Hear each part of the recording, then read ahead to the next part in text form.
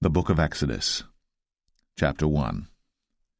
Now these are the names of the children of Israel, which came into Egypt. Every man in his household came with Jacob: Reuben, Simeon, Levi, and Judah, Issachar, Zebulun, and Benjamin, Dan and Naphtali, Gad and Asher.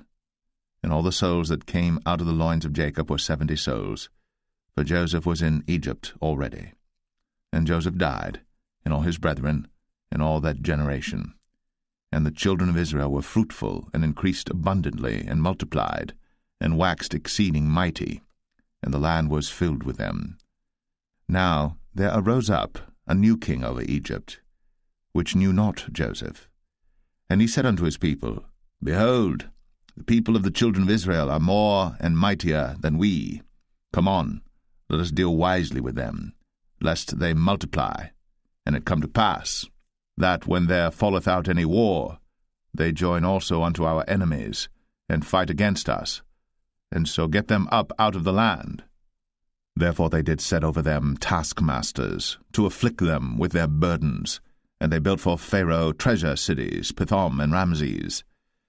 But the more they afflicted them, the more they multiplied and grew, and they were grieved because of the children of Israel. And the Egyptians made the children of Israel to serve with rigor, and they made their lives bitter with hard bondage in mortar and in brick and in all manner of service in the field. All their service wherein they made them serve was with rigor. And the king of Egypt spake to the Hebrew midwives, of which the name of the one was Shiphrah, and the name of the other Puah. And he said, When ye do the office of a midwife to the Hebrew women, and see them upon the stools, if it be a son, then ye shall kill him, but if it be a daughter, then she shall live. But the midwives feared God, and did not as the king of Egypt commanded them, but saved the men children alive.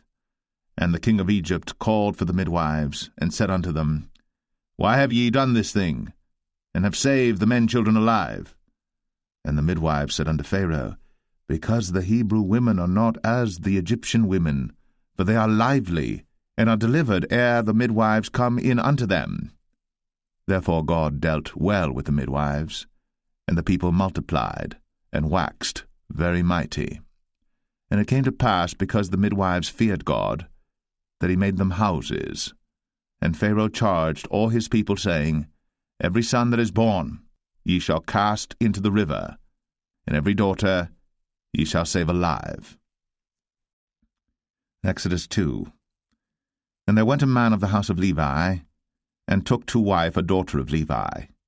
And the woman conceived, and bare a son. And when she saw him that he was a goodly child, she hid him 3 months. And when she could not longer hide him, she took for him an ark of bulrushes, and daubed it with slime, and with pitch, and put the child therein, and she laid it in the flags by the river's brink. And his sister stood afar off to wit what would be done to him. And the daughter of Pharaoh came down to wash herself at the river, and her maidens walked along by the river's side. And when she saw the ark among the flags, she sent her maid to fetch it. And when she had opened it, she saw the child, and behold, the babe wept. And she had compassion on him, and said, This is one of the Hebrews' children. Then said his sister to Pharaoh's daughter, Shall I go and call to thee a nurse of the Hebrew women, that she may nurse the child for thee? And Pharaoh's daughter said to her, Go. And the maid went, and called the child's mother. And Pharaoh's daughter said unto her, Take this child away, and nurse it for me, and I will give thee thy wages. And the woman took the child, and nursed it. And the child grew, and she brought him unto Pharaoh's daughter, and he became her son. And she called his name Moses. And she said, Because I drew him out of the water. And it came to pass in those days, when Moses was grown, that he went out unto his brethren, and looked on their burdens. And he spied an Egyptian smiting an Hebrew, one of his brethren. And he looked this way and that way. And when he saw that there was no man, he slew the Egyptian, and hid him in the sand. And when he went out the second day, behold, 2 men of the Hebrews strove together. And he said to him that did the wrong, Wherefore smitest thou thy fellow? And he said, Who made thee a prince and a judge over us? Intendest thou to kill me, as thou killedst the Egyptian? And Moses feared, and said, Surely this thing is known. Now when Pharaoh heard this thing, he sought to slay Moses. But Moses fled from the face of Pharaoh, and dwelt in the land of Midian, and he sat down by a well. Now the priest of Midian had 7 daughters, and they came and drew water, and filled the troughs to water their father's flock. And the shepherds came and drove them away. But Moses stood up and helped them, and watered their flock. And when they came to Reuel their father, he said, How is it that ye are come so soon today? And they said, An Egyptian delivered us out of the hand of the shepherds, and also drew water now for us, and watered the flock. And he said unto his daughters, And where is he? Why is it that ye have left the man? Call him, that he may eat bread. And Moses was content to dwell with the man. And he gave Moses Zipporah his daughter, and she bare him a son. And he called his name Gershom, for he said, I have been a stranger in a strange land. And it came to pass, in process of time, that the king of Egypt died, and the children of Israel sighed by reason of the bondage, and they cried, and their cry came up unto God by reason of the bondage. And God heard their groaning, and God remembered his covenant with Abraham, with Isaac, and with Jacob. And God looked upon the children of Israel, and God had respect unto them. Exodus 3. Now Moses kept the flock of Jethro, his father-in-law, the priest of Midian. And he led the flock to the backside of the desert, and came to the mountain of God, even to Horeb. And the angel of the Lord appeared unto him in a flame of fire out of the midst of a bush. And he looked, and behold, the bush burned with fire, and the bush was not consumed. And Moses said, I will now turn aside and see this great sight, why the bush is not burnt. And when the Lord saw that he turned aside to see, God called unto him out of the midst of the bush, and said, Moses, Moses. And he said, Here am I.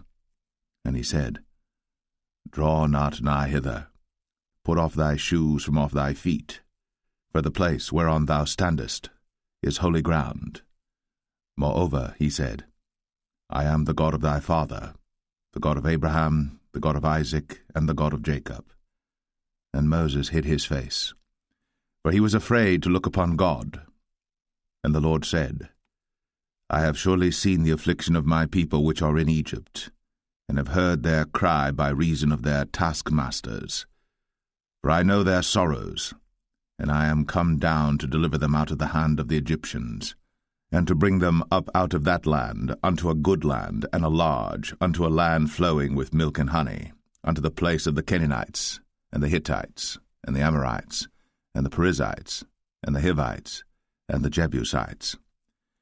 Now therefore, behold, the cry of the children of Israel is come unto me, and I have also seen the oppression wherewith the Egyptians oppress them. Come now therefore, and I will send thee unto Pharaoh, that thou mayest bring forth my people, the children of Israel, out of Egypt. And Moses said unto God, Who am I, that I should go unto Pharaoh, and that I should bring forth the children of Israel out of Egypt?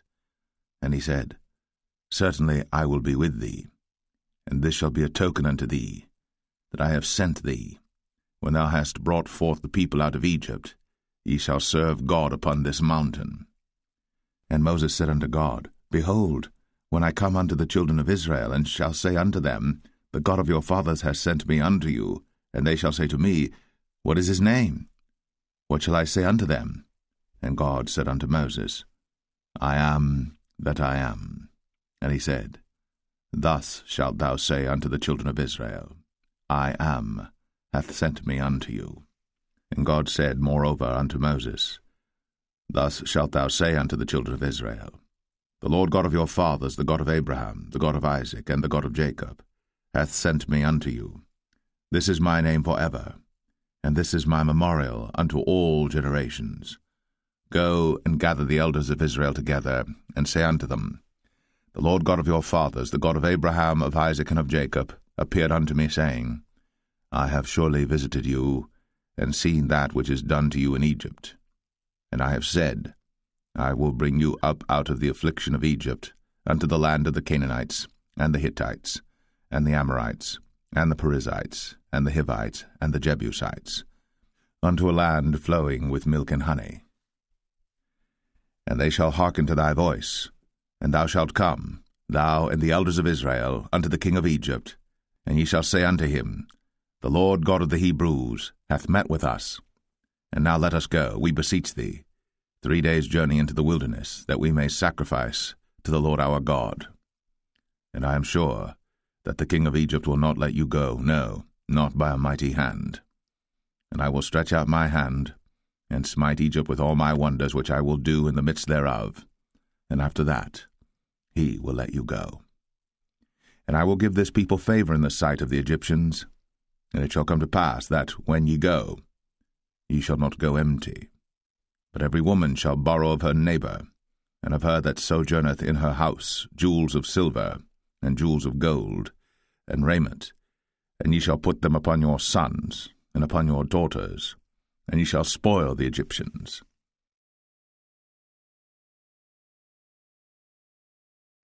Exodus 4. And Moses answered and said, But behold, they will not believe me, nor hearken unto my voice, for they will say, The Lord hath not appeared unto thee. And the Lord said unto him, What is that in thine hand? And he said, A rod. And he said, Cast it on the ground. And he cast it on the ground, and it became a serpent. And Moses fled from before it.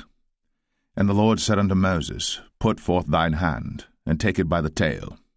And he put forth his hand, and caught it. And it became a rod in his hand, that they may believe that the Lord God of their fathers, the God of Abraham, the God of Isaac, and the God of Jacob, hath appeared unto thee. And the Lord said furthermore unto him, Put now thine hand into thy bosom. And he put his hand into his bosom, and when he took it out, behold, his hand was leprous as snow. And he said, Put thine hand into thy bosom again. And he put his hand into his bosom again, and plucked it out of his bosom, and behold, it was turned again as his other flesh. And it shall come to pass, if they will not believe thee, neither hearken to the voice of the first sign, that they will believe the voice of the latter sign. And it shall come to pass, if they will not believe also these 2 signs, neither hearken unto thy voice, that thou shalt take of the water of the river, and pour it upon the dry land, and the water which thou takest out of the river shall become blood upon the dry land. And Moses said unto the Lord, O my Lord, I am not eloquent, neither heretofore nor since thou hast spoken unto thy servant, but I am slow of speech and of a slow tongue. And the Lord said unto him, Who hath made man's mouth? Or who maketh the dumb, or deaf, or the seeing, or the blind? Have not I the Lord? Now therefore go, and I will be with thy mouth, and teach thee what thou shalt say. And he said, O my Lord, send, I pray thee, by the hand of him whom thou wilt send. And the anger of the Lord was kindled against Moses, and he said, Is not Aaron the Levite thy brother? I know that he can speak well, and also, behold, he cometh forth to meet thee. And when he seeth thee, he will be glad in his heart. And thou shalt speak unto him, and put words in his mouth. And I will be with thy mouth, and with his mouth, and will teach you what ye shall do. And he shall be thy spokesman unto the people, and he shall be, even he, shall be to thee instead of a mouth, and thou shalt be to him instead of God. And thou shalt take this rod in thine hand, wherewith thou shalt do signs.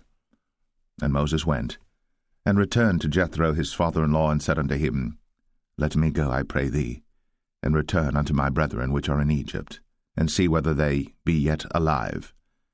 And Jethro said to Moses, Go in peace. And the Lord said unto Moses in Midian, Go, return into Egypt, for all the men are dead which sought thy life. And Moses took his wife and his sons, and set them upon an ass, and he returned to the land of Egypt. And Moses took the rod of God in his hand. And the Lord said unto Moses, When thou goest to return into Egypt, see that thou do all those wonders before Pharaoh, which I have put in thine hand. But I will harden his heart, he shall not let the people go. And thou shalt say unto Pharaoh, Thus saith the Lord, Israel is my son, even my firstborn.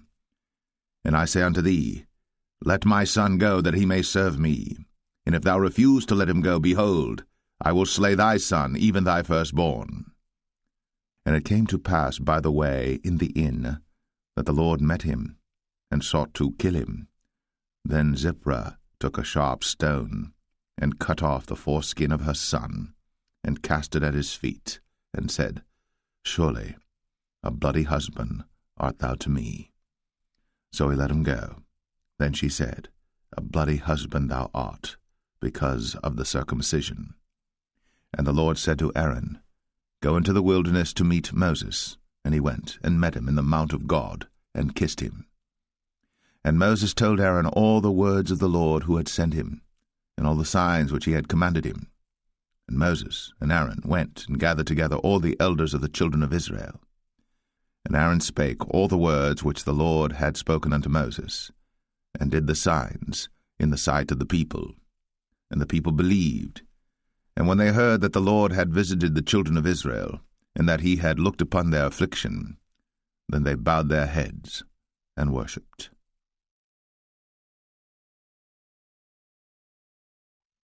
Exodus 5. And afterward Moses and Aaron went in, and told Pharaoh, Thus saith the Lord God of Israel, Let my people go, that they may hold a feast unto me in the wilderness. And Pharaoh said, Who is the Lord that I should obey his voice to let Israel go? I know not the Lord, neither will I let Israel go. And they said, The God of the Hebrews hath met with us. Let us go, we pray thee, 3 days' journey into the desert, and sacrifice unto the Lord our God, lest he fall upon us with pestilence, or with the sword. And the king of Egypt said unto them, Wherefore do ye, Moses and Aaron, let the people from their works get you unto your burdens. And Pharaoh said, Behold, the people of the land now are many, and ye make them rest from their burdens. And Pharaoh commanded the same day the taskmasters of the people and their officers, saying, Ye shall no more give the people straw to make brick, as heretofore. Let them go and gather straw for themselves. And the tale of the bricks which they did make heretofore ye shall lay upon them. Ye shall not diminish aught thereof. For they be idle. Therefore they cry, saying, Let us go and sacrifice to our God. Let there more work be laid upon the men, that they may labor therein, and let them not regard vain words. And the taskmasters of the people went out, and their officers, and they spake to the people, saying, Thus saith Pharaoh, I will not give you straw. Go ye, get you straw where you can find it, yet not aught of your work shall be diminished. So the people were scattered abroad throughout all the land of Egypt to gather stubble instead of straw. And the taskmasters hasted them, saying, Fulfill your works, your daily tasks, as when there was straw. And the officers of the children of Israel, which Pharaoh's taskmasters had set over them, were beaten, and demanded, Wherefore have ye not fulfilled your task in making brick both yesterday and today, as heretofore? Then the officers of the children of Israel came and cried unto Pharaoh, saying, Wherefore dealest thou thus with thy servants? There is no straw given unto thy servants. And they say to us, Make brick. And behold, thy servants are beaten, but the fault is in thine own people. But he said, Ye are idle, ye are idle. Therefore ye say, Let us go and do sacrifice to the Lord. Go therefore now and work, for there shall no straw be given you. Yet shall ye deliver the tale of bricks. And the officers of the children of Israel did see that they were in evil case, after it was said, Ye shall not minish aught from your bricks of your daily task. And they met Moses and Aaron, who stood in the way, as they came forth from Pharaoh.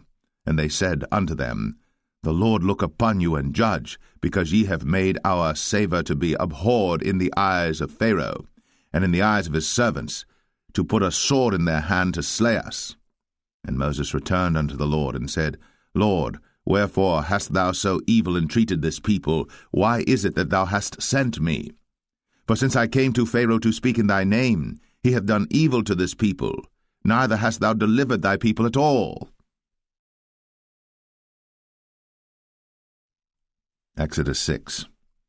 Then the Lord said unto Moses, Now shalt thou see what I will do to Pharaoh. For with a strong hand shall he let them go, and with a strong hand shall he drive them out of his land.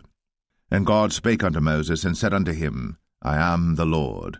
And I appeared unto Abraham, unto Isaac, and unto Jacob, by the name of God Almighty, but by my name Jehovah was I not known to them. And I have also established my covenant with them, to give them the land of Canaan, the land of their pilgrimage, wherein they were strangers. And I have also heard the groaning of the children of Israel, whom the Egyptians keep in bondage, and I have remembered my covenant. Wherefore say unto the children of Israel, I am the Lord, and I will bring you out from under the burdens of the Egyptians, and I will rid you out of their bondage, and I will redeem you with a stretched out arm and with great judgments.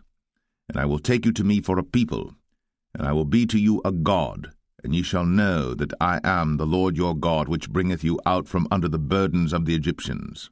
And I will bring you in unto the land concerning the which I did swear to give it to Abraham, to Isaac, and to Jacob, and I will give it you for an heritage. I am the Lord. And Moses spake so unto the children of Israel, but they hearkened not unto Moses for anguish of spirit, and for cruel bondage. And the Lord spake unto Moses, saying, Go in, speak unto Pharaoh king of Egypt, that he let the children of Israel go out of his land. And Moses spake before the Lord, saying, Behold, the children of Israel have not hearkened unto me. How then shall Pharaoh hear me, who am of uncircumcised lips?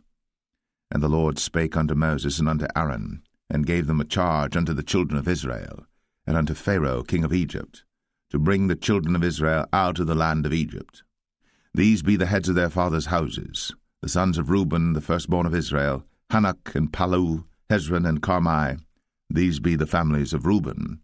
And the sons of Simeon, Jemuel and Jamin, and Ohad and Jachin, and Zohar and Shaul the son of the Canaanitish woman. These are the families of Simeon. And these are the names of the sons of Levi according to their generations, Gershon and Kohath and Merari. And the years of the life of Levi were 137 years. The sons of Gershon, Libni and Shimei, according to their families. And the sons of Kohath, Amram and Izhar, and Hebron and Uzziel. And the years of the life of Kohath were 133 years. And the sons of Merari, Mahalai and Mushai. These are the families of Levi according to their generations. And Amram took him Jochebed, his father's sister, to wife, and she bare him, Aaron and Moses. And the years of the life of Amram were 137 years. And the sons of Izhar, Korah and Nepheg and Zichri. And the sons of Uzziel, Mishael and Elzaphan and Zithri. And Aaron took him Elisheba, daughter of Aminadab, sister of Nahshon, to wife, and she bare him Nadab and Abihu, Eleazar and Ithamar. And the sons of Korah, Asir and Elkanah and Abiasaph. These are the families of the Korhites. And Eleazar, Aaron's son, took him one of the daughters of Putiel to wife, and she bare him Phinehas. These are the heads of the fathers of the Levites according to their families. These are that Aaron and Moses, to whom the Lord said, Bring out the children of Israel from the land of Egypt, according to their armies. These are they which spake to Pharaoh king of Egypt, to bring out the children of Israel from Egypt. These are that Moses and Aaron. And it came to pass on the day when the Lord spake unto Moses in the land of Egypt, that the Lord spake unto Moses, saying, I am the Lord. Speak thou unto Pharaoh king of Egypt all that I say unto thee. And Moses said before the Lord, Behold, I am of uncircumcised lips, and how shall Pharaoh hearken unto me? Exodus 7. And the Lord said unto Moses, See, I have made thee a god to Pharaoh, and Aaron thy brother shall be thy prophet. Thou shalt speak all that I command thee, and Aaron thy brother shall speak unto Pharaoh, that he send the children of Israel out of his land. And I will harden Pharaoh's heart, and multiply my signs and my wonders in the land of Egypt. But Pharaoh shall not hearken unto you, that I may lay my hand upon Egypt, and bring forth mine armies and my people the children of Israel out of the land of Egypt by great judgments. And the Egyptians shall know that I am the Lord, when I stretch forth mine hand upon Egypt, and bring out the children of Israel from among them. And Moses and Aaron did as the Lord commanded them, so did they. And Moses was 80 years old, and Aaron 83 years old, when they spake unto Pharaoh. And the Lord spake unto Moses and unto Aaron, saying, When Pharaoh shall speak unto you, saying, Show a miracle for you, then thou shalt say unto Aaron, Take thy rod, and cast it before Pharaoh, and it shall become a serpent. And Moses and Aaron went in unto Pharaoh, and they did so as the Lord had commanded. And Aaron cast down his rod before Pharaoh, and before his servants, and it became a serpent. Then Pharaoh also called the wise men and the sorcerers. Now the magicians of Egypt they also did in like manner with their enchantments. For they cast down every man his rod, and they became serpents. But Aaron's rod swallowed up their rods. And he hardened Pharaoh's heart, that he hearkened not unto them, as the Lord had said. And the Lord said unto Moses, Pharaoh's heart is hardened, he refuseth to let the people go. Get thee unto Pharaoh in the morning. Lo, he goeth out unto the water, and thou shalt stand by the river's brink against he come. And the rod which was turned to a serpent shalt thou take in thine hand. And thou shalt say unto him, The Lord God of the Hebrews hath sent me unto thee, saying, Let my people go, that they may serve me in the wilderness. And behold, hitherto thou wouldest not hear. Thus saith the Lord, In this thou shalt know that I am the Lord. Behold, I will smite with the rod that is in mine hand upon the waters which are in the river, and they shall be turned to blood. And the fish that is in the river shall die, and the river shall stink, and the Egyptians shall loathe to drink of the water of the river. And the Lord spake unto Moses, Say unto Aaron, Take thy rod, and stretch out thine hand upon the waters of Egypt, upon their streams, upon their rivers, and upon their ponds, and upon all their pools of water, that they may become blood, and that there may be blood throughout all the land of Egypt, both in vessels of wood and in vessels of stone. And Moses and Aaron did so, as the Lord commanded. And he lifted up the rod, and smote the waters that were in the river, in the sight of Pharaoh, and in the sight of his servants, and all the waters that were in the river were turned to blood. And the fish that was in the river died, and the river stank, and the Egyptians could not drink of the water of the river, and there was blood throughout all the land of Egypt. And the magicians of Egypt did so with their enchantments, and Pharaoh's heart was hardened, neither did he hearken unto them, as the Lord had said. And Pharaoh turned and went into his house, neither did he set his heart to this also. And all the Egyptians digged around about the river for water to drink, for they could not drink of the water of the river. And 7 days were fulfilled. After that the Lord had smitten the river.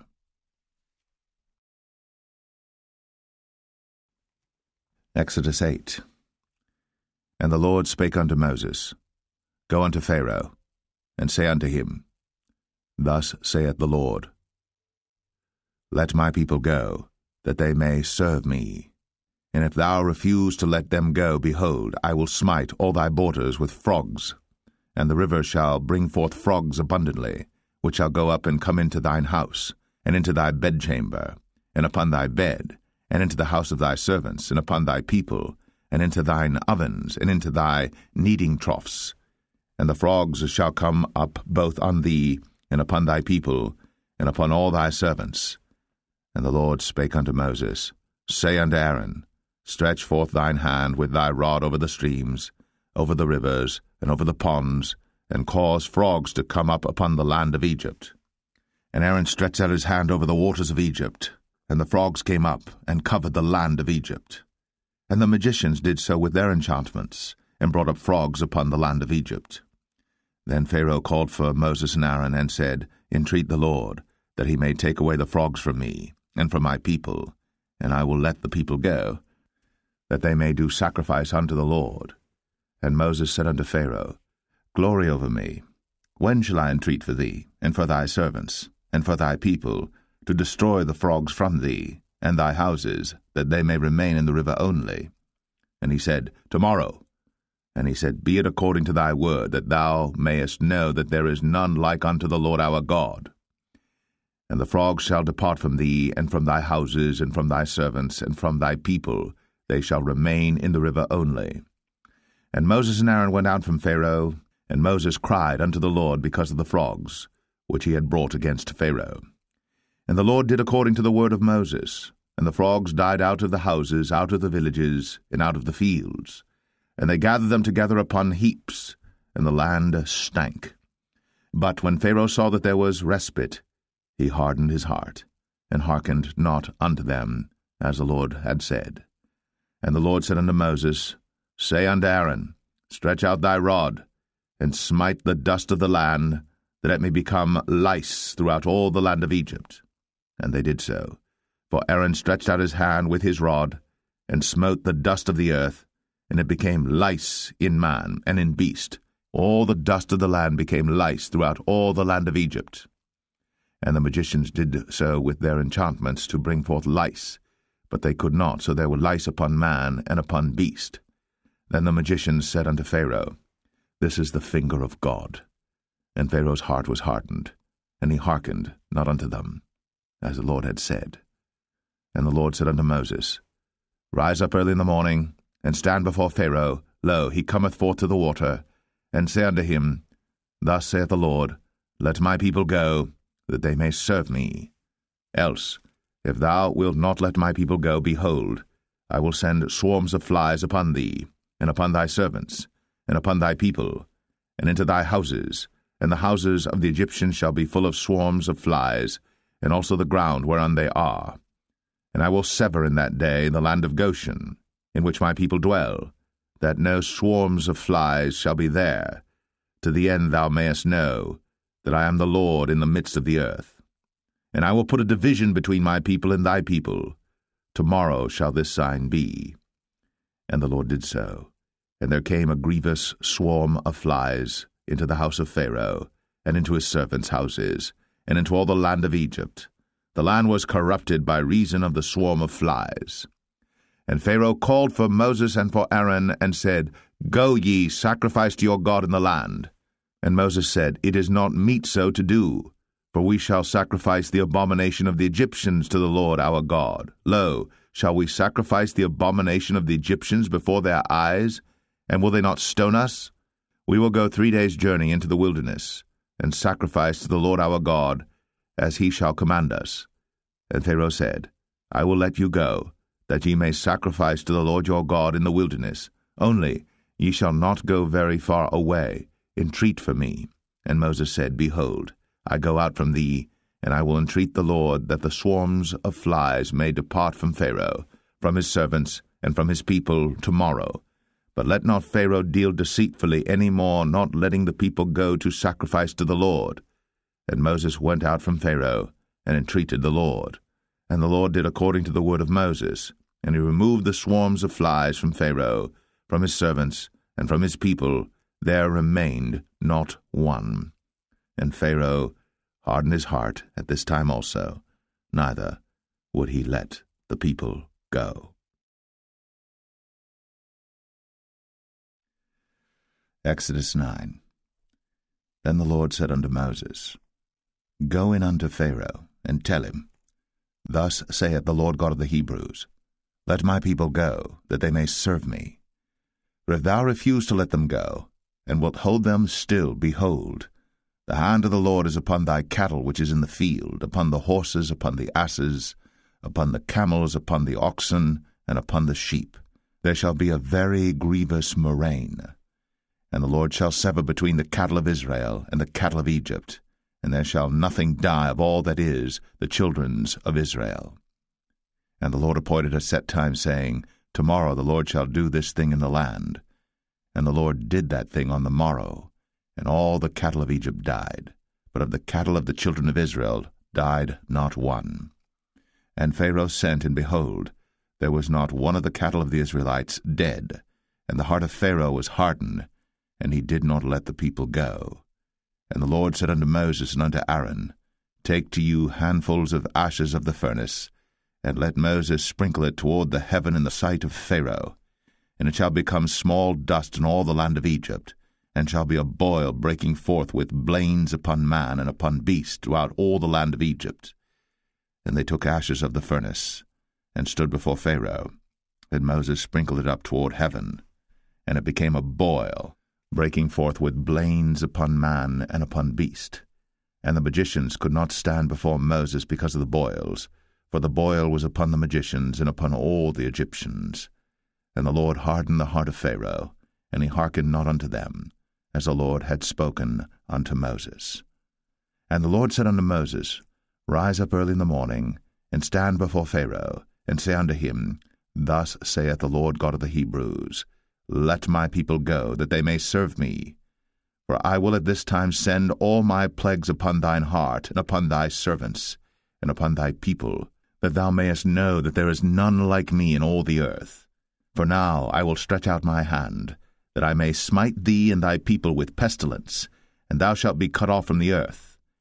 And in very deed for this cause have I raised thee up, for to show in thee my power, and that my name may be declared throughout all the earth.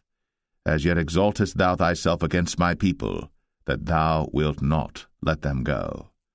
Behold, tomorrow about this time I will cause it to rain a very grievous hail, such as hath not been in Egypt since the foundation thereof even until now. Send therefore now, and gather thy cattle, and all that thou hast in the field. For upon every man and beast which shall be found in the field, and shall not be brought home, the hail shall come down upon them, and they shall die.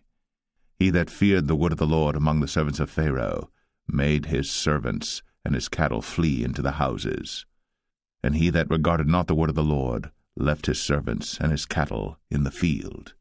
And the Lord said unto Moses, Stretch forth thine hand toward heaven, that there may be hail in all the land of Egypt, upon man, and upon beast, and upon every herb of the field, throughout the land of Egypt. And Moses stretched forth his rod toward heaven, and the Lord sent thunder and hail, and the fire ran along upon the ground, and the Lord rained hail upon the land of Egypt. So there was hail, and fire mingled with the hail, very grievous, such as there was none like it in all the land of Egypt since it became a nation. And the hail smote throughout all the land of Egypt all that was in the field, both man and beast. And the hail smote every herb of the field, and brake every tree of the field. Only in the land of Goshen, where the children of Israel were, was there no hail. And Pharaoh sent and called for Moses and Aaron, and said unto them, I have sinned this time. The Lord is righteous, and I and my people are wicked. Entreat the Lord, for it is enough that there be no more mighty thunderings and hail, and I will let you go, and ye shall stay no longer. And Moses said unto him, As soon as I am gone out of the city, I will spread abroad my hands unto the Lord, and the thunder shall cease, neither shall there be any more hail, that thou mayest know how that the earth is the Lord's. But as for thee and thy servants, I know that ye will not yet fear the Lord God. And the flax and the barley were smitten, for the barley was in the ear, and the flax was bold. But the wheat and the rye were not smitten, for they were not grown up. And Moses went out of the city from Pharaoh, and spread abroad his hands unto the Lord, and the thunders and hail ceased, and the rain was not poured upon the earth. And when Pharaoh saw that the rain and the hail and the thunders were ceased, he sinned yet more, and hardened his heart, he and his servants. And the heart of Pharaoh was hardened, neither would he let the children of Israel go, as the Lord had spoken by Moses.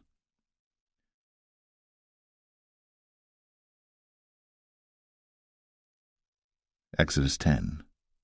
And the Lord said unto Moses, Go in unto Pharaoh, for I have hardened his heart, and the heart of his servants, that I might show these my signs before him, and that thou mayest tell in the ears of thy son, and of thy son's son, what things I have wrought in Egypt, and my signs which I have done among them, that ye may know how that I am the Lord. And Moses and Aaron came in unto Pharaoh, and said unto him, Thus saith the Lord God of the Hebrews, How long wilt thou refuse to humble thyself before me? Let my people go, that they may serve me. Else, if thou refuse to let my people go, behold, tomorrow will I bring the locusts into thy coast. And they shall cover the face of the earth, that one cannot be able to see the earth. and they shall eat the residue of that which is escaped, which remaineth unto you from the hail, and shall eat every tree which groweth for you out of the field. And they shall fill thy houses, and the houses of all thy servants, and the houses of all the Egyptians, which neither thy fathers nor thy fathers' fathers have seen, since the day that they were upon the earth unto this day. And he turned himself, and went out from Pharaoh. And Pharaoh's servants said unto him, How long shall this man be a snare unto us? Let the men go, that they may serve the Lord their God. Knowest thou not yet that Egypt is destroyed? And Moses and Aaron were brought again unto Pharaoh, and he said unto them, Go, serve the Lord your God. But who are they that shall go? And Moses said, We will go with our young and with our old, with our sons and with our daughters, with our flocks and with our herds will we go, for we must hold a feast unto the Lord. And he said unto them, Let the Lord be so with you, as I will let you go, and your little ones. Look to it, for evil is before you. Not so. Go now, ye that are men, and serve the Lord, for that ye did desire. And they were driven out from Pharaoh's presence. And the Lord said unto Moses, Stretch out thine hand over the land of Egypt for the locusts, that they may come up upon the land of Egypt, and eat every herb of the land, even all that the hail hath left. And Moses stretched forth his rod over the land of Egypt. And the Lord brought an east wind upon the land all that day, and all that night. And when it was morning, the east wind brought the locusts. And the locusts went up over all the land of Egypt, and rested in all the coasts of Egypt. Very grievous were they. Before them there were no such locusts as they, neither after them shall be such. For they covered the face of the whole earth, so that the land was darkened. And they did eat every herb of the land, and all the fruit of the trees which the hail had left. And there remained not any green thing in the trees, or in the herbs of the field, through all the land of Egypt. Then Pharaoh called for Moses and Aaron in haste, and he said, I have sinned against the Lord your God and against you. Now therefore forgive, I pray thee, my sin only this once, and entreat the Lord your God, that he may take away from me this death only. And he went out from Pharaoh, and entreated the Lord. And the Lord turned a mighty strong west wind, which took away the locusts, and cast them into the Red Sea.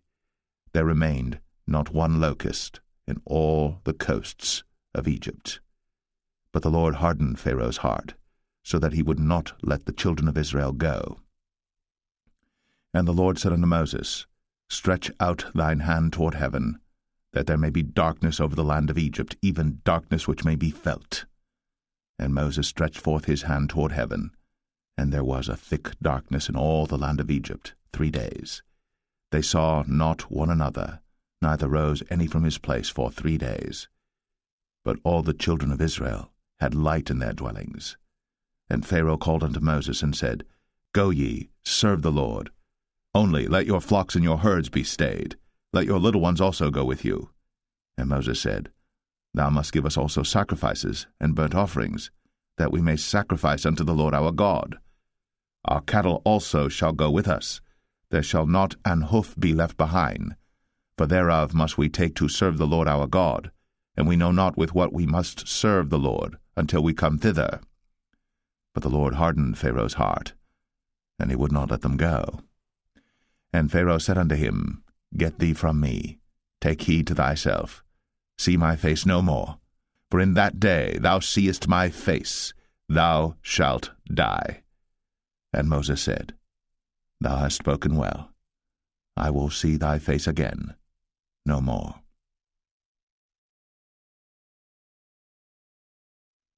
Exodus 11.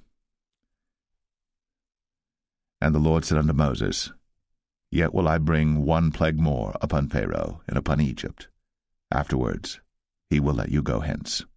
When he shall let you go, he shall surely thrust you out hence altogether.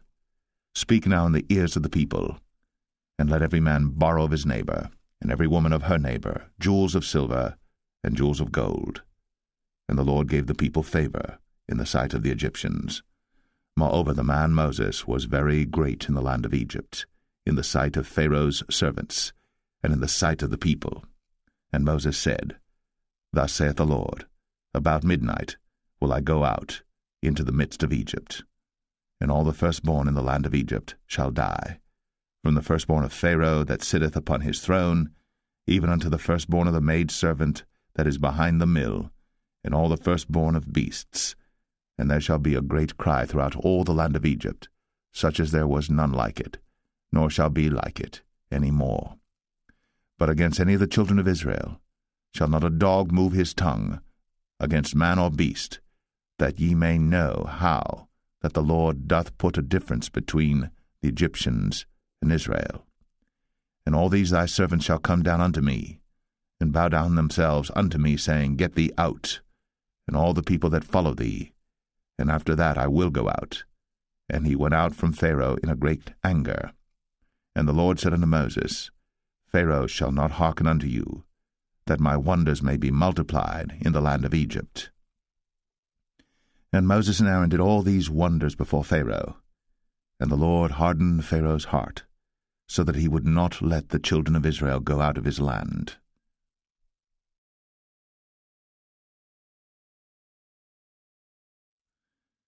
Exodus 12.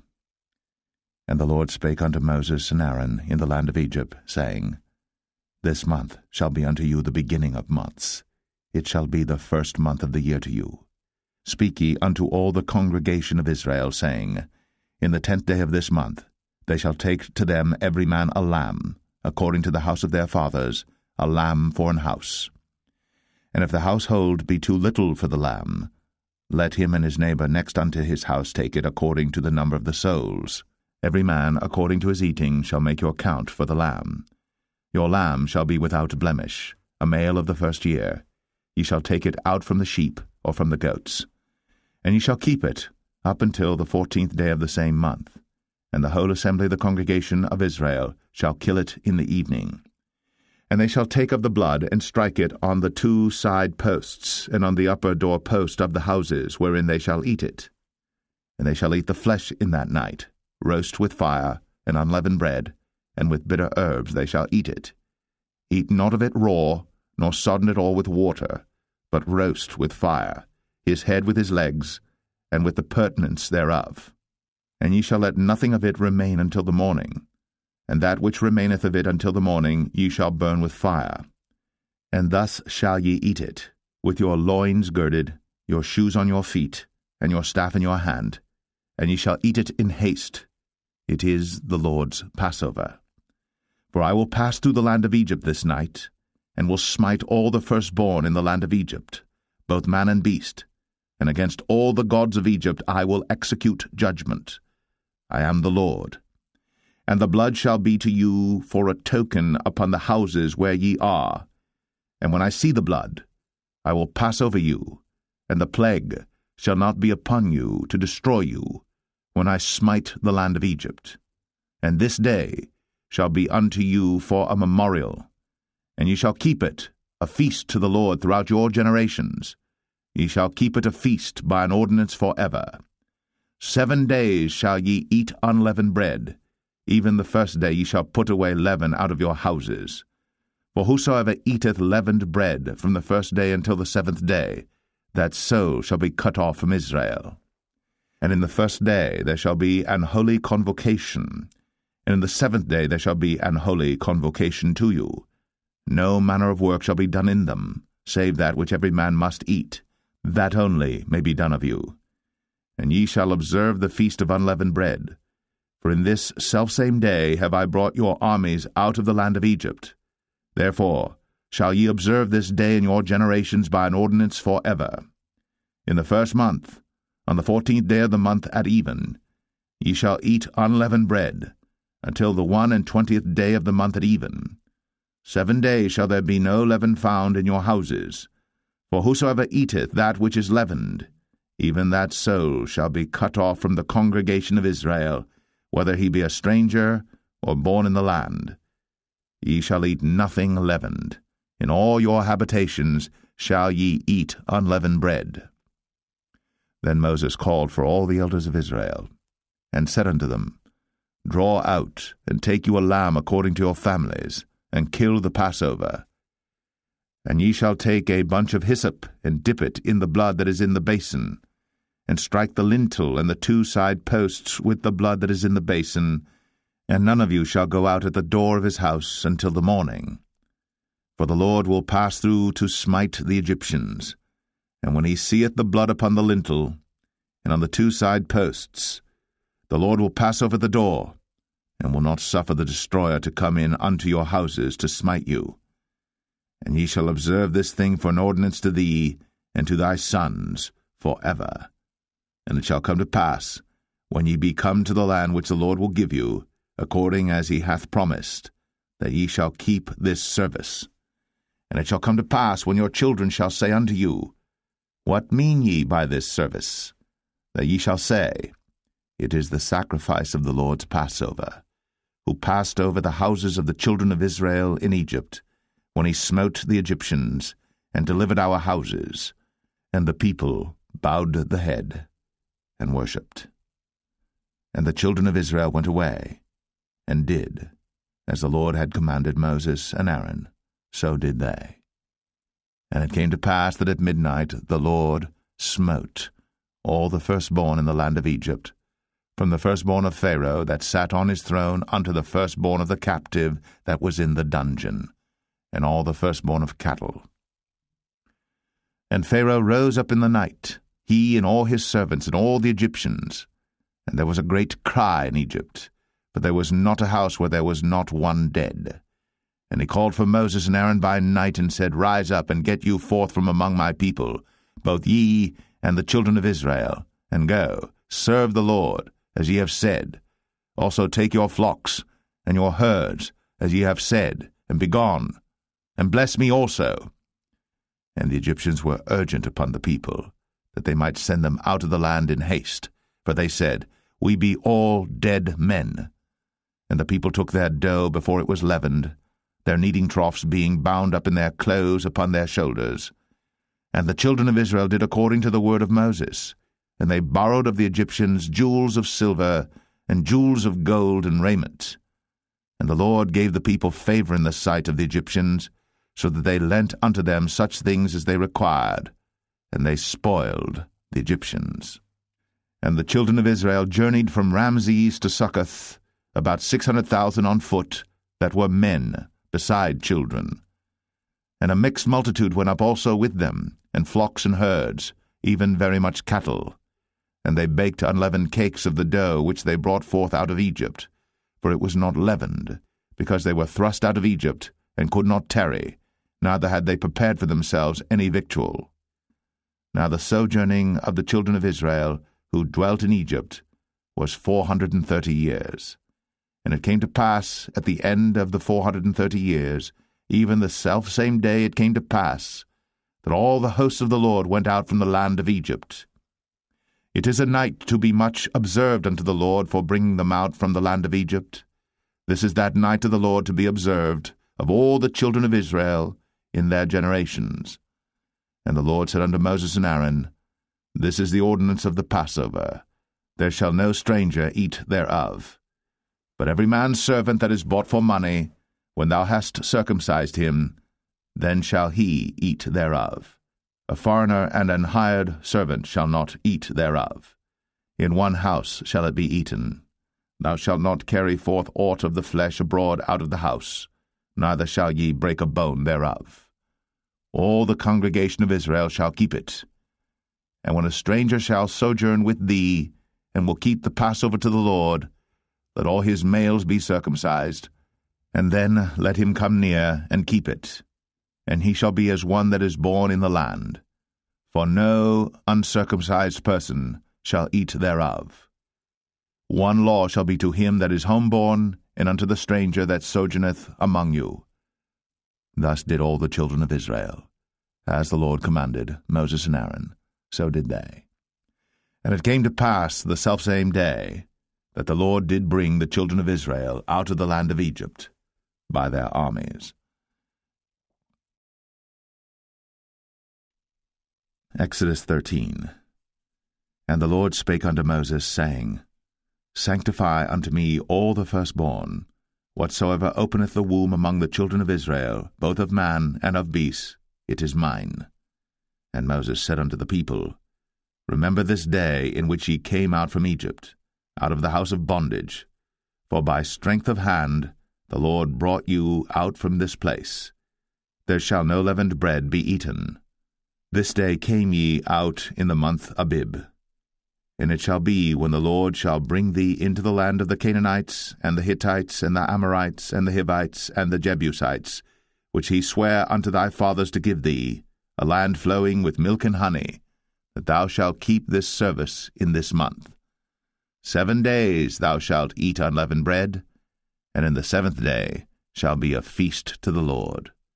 Unleavened bread shall be eaten 7 days, and there shall no leavened bread be seen with thee, neither shall there be leaven seen with thee in all thy quarters.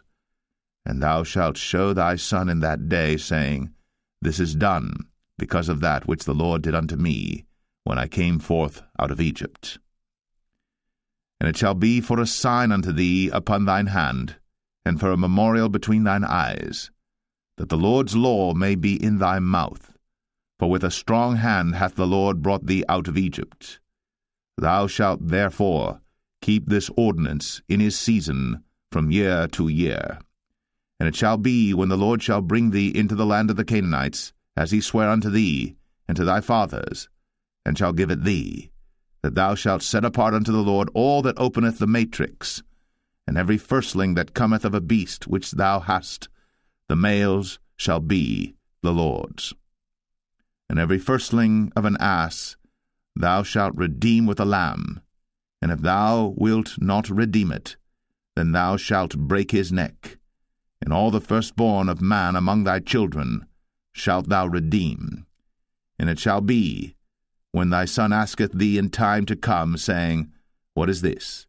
That thou shalt say unto him, By strength of hand the Lord brought us out from Egypt, from the house of bondage. And it came to pass, when Pharaoh would hardly let us go, that the Lord slew all the firstborn in the land of Egypt, both the firstborn of man and the firstborn of beast. Therefore I sacrifice to the Lord all that openeth the matrix, being males, but all the firstborn of my children I redeem. And it shall be for a token upon thine hand, and for frontlets between thine eyes, for by strength of hand the Lord brought us forth out of Egypt. And it came to pass, when Pharaoh had let the people go, that God led them not through the way of the land of the Philistines, although that was near, for God said, Lest peradventure the people repent when they see war, and they return to Egypt. But God led the people about through the way of the wilderness of the Red Sea, and the children of Israel went up harnessed out of the land of Egypt. And Moses took the bones of Joseph with him, for he had straitly sworn the children of Israel, saying, God will surely visit you, and ye shall carry up my bones away hence with you. And they took their journey from Succoth, and encamped in Etham in the edge of the wilderness. And the Lord went before them by day in a pillar of a cloud, to lead them the way, and by night in a pillar of fire, to give them light, to go by day and night. He took not away the pillar of the cloud by day, nor the pillar of fire by night, from before the people. Exodus 14. And the Lord spake unto Moses, saying, Speak unto the children of Israel, that they turn and encamp before Pi-hahiroth, between Migdol and the sea, over against Baal-zephon. Before it shall ye encamp by the sea. For Pharaoh will say of the children of Israel, They are entangled in the land, the wilderness hath shut them in, and I will harden Pharaoh's heart, that he shall follow after them, and I will be honored upon Pharaoh, and upon all his host, that the Egyptians may know that I am the Lord. And they did so. And it was told the king of Egypt that the people fled, and the heart of Pharaoh and of his servants was turned against the people, and they said, Why have we done this, that we have let Israel go from serving us? And he made ready his chariot, and took his people with him. And he took 600 chosen chariots, and all the chariots of Egypt, and captains over every one of them. And the Lord hardened the heart of Pharaoh king of Egypt, and he pursued after the children of Israel. And the children of Israel went out with an high hand. But the Egyptians pursued after them, all the horses and chariots of Pharaoh, and his horsemen and his army, and overtook them encamping by the sea, beside Pi-hahiroth, before Baal-zephon. And when Pharaoh drew nigh, the children of Israel lifted up their eyes, and behold, the Egyptians marched after them, and they were sore afraid. And the children of Israel cried out unto the Lord, and they said unto Moses, Because there were no graves in Egypt, hast thou taken us away to die in the wilderness? Wherefore hast thou dealt thus with us, to carry us forth out of Egypt? Is not this the word that we did tell thee in Egypt, saying, Let us alone, that we may serve the Egyptians? For it had been better for us to serve the Egyptians than that we should die in the wilderness. And Moses said unto the people, Fear ye not, stand still, and see the salvation of the Lord, which he will show to you today. For the Egyptians whom ye have seen today, ye shall see them again no more forever. The Lord shall fight for you, and ye shall hold your peace. And the Lord said unto Moses, Wherefore criest thou unto me? Speak unto the children of Israel, that they go forward. But lift thou up thy rod, and stretch out thine hand over the sea, and divide it. And the children of Israel shall go on dry ground through the midst of the sea. And I, behold, I will harden the hearts of the Egyptians, and they shall follow them. And I will get me honor upon Pharaoh, and upon all his host, upon his chariots, and upon his horsemen. And the Egyptians shall know that I am the Lord, when I have gotten me honor upon Pharaoh, upon his chariots, and upon his horsemen. And the angel of God, which went before the camp of Israel, removed, and went behind them. And the pillar of the cloud went from before their face, and stood behind them. And it came between the camp of the Egyptians and the camp of Israel. And it was a cloud and darkness to them, but it gave light by night to these, so that the one came not near the other all the night. And Moses stretched out his hand over the sea, and the Lord caused the sea to go back by a strong east wind all that night, and made the sea dry land, and the waters were divided. And the children of Israel went into the midst of the sea upon the dry ground, and the waters were a wall unto them on their right hand and on their left. And the Egyptians pursued, and went in after them to the midst of the sea, even all Pharaoh's horses, his chariots, and his horsemen. And it came to pass that in the morning watch the Lord looked unto the host of the Egyptians through the pillar of fire and of the cloud, and troubled the host of the Egyptians, and took off their chariot wheels, that they drave them heavily, so that the Egyptians said, Let us flee from the face of Israel, for the Lord fighteth for them against the Egyptians. And the Lord said unto Moses, Stretch out thine hand over the sea, that the waters may come again upon the Egyptians, upon their chariots, and upon their horsemen.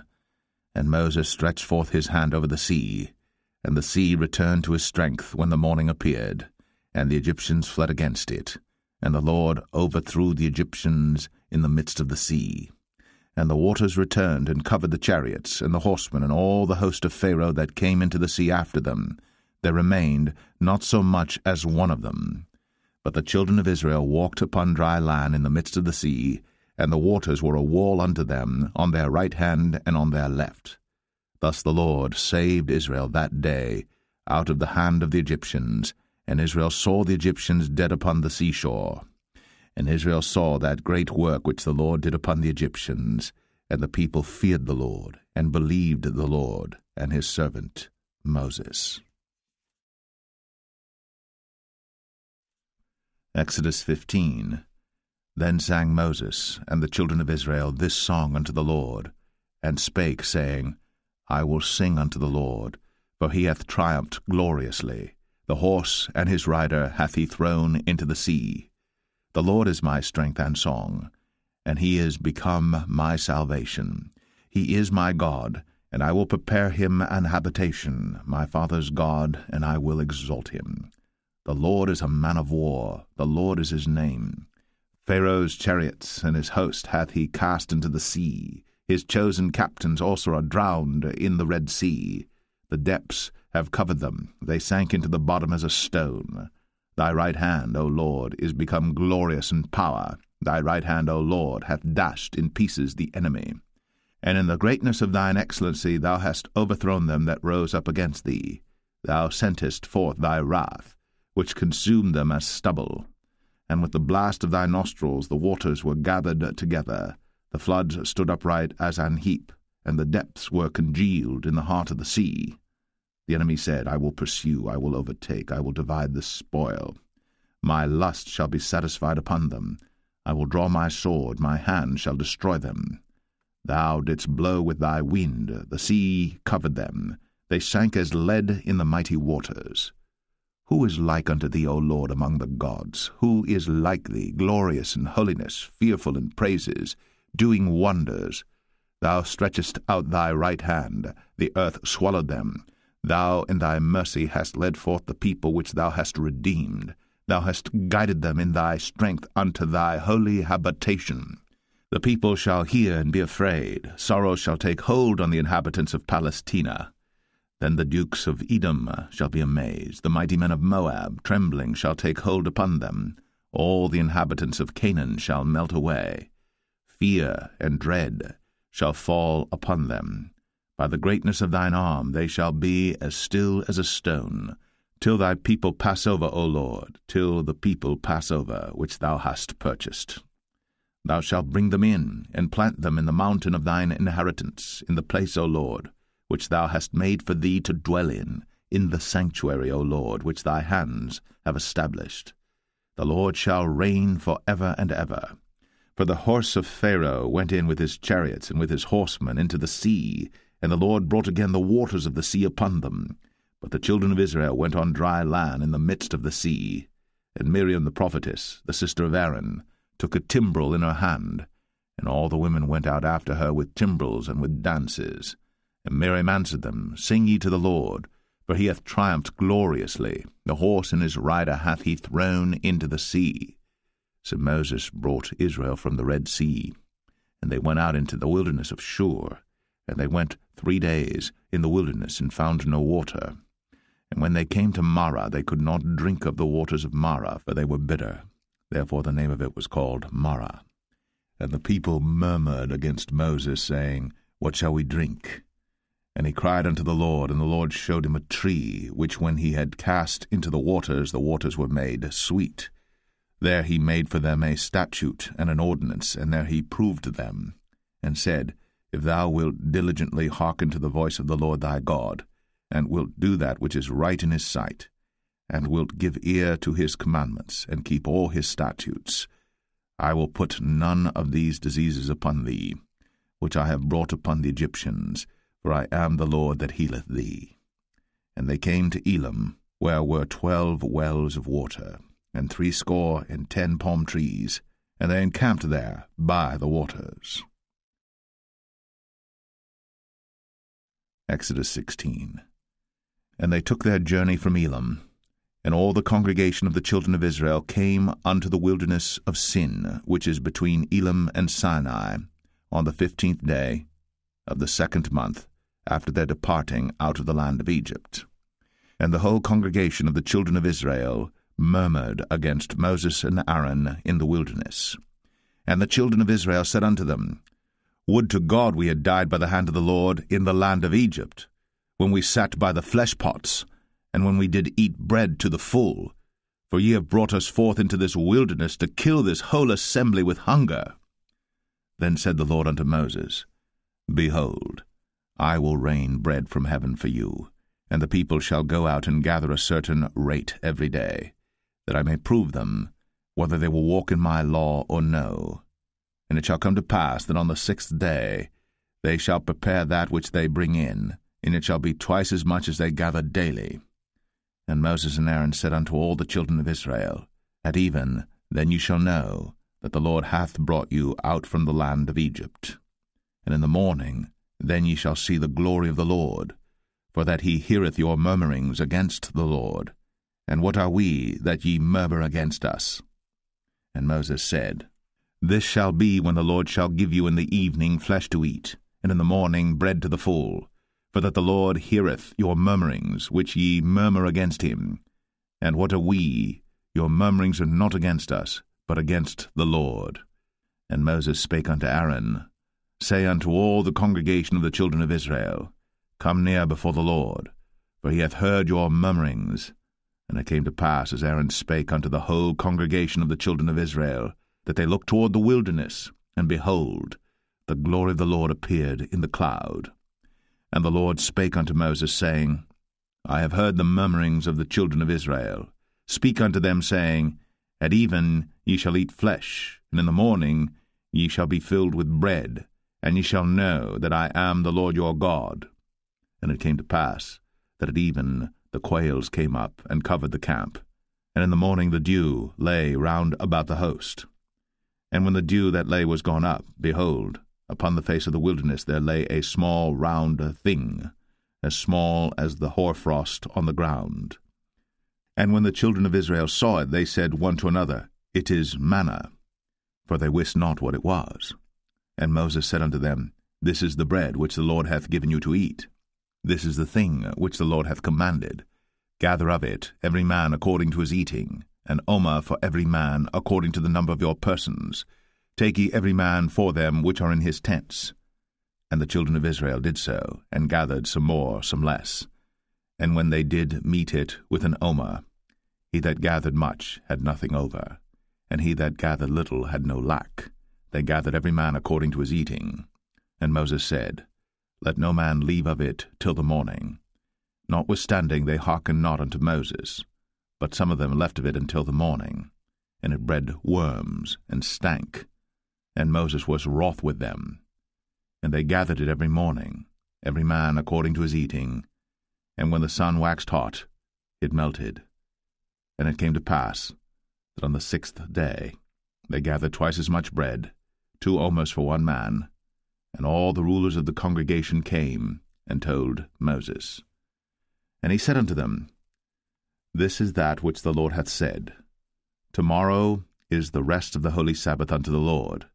Bake that which ye shall bake today, and seethe that ye will seethe, and that which remaineth over lay up for you to be kept until the morning. And they laid it up till the morning, as Moses bade, and it did not stink, neither was there any worm therein. And Moses said, Eat that today, for today is a Sabbath unto the Lord. Today ye shall not find it in the field.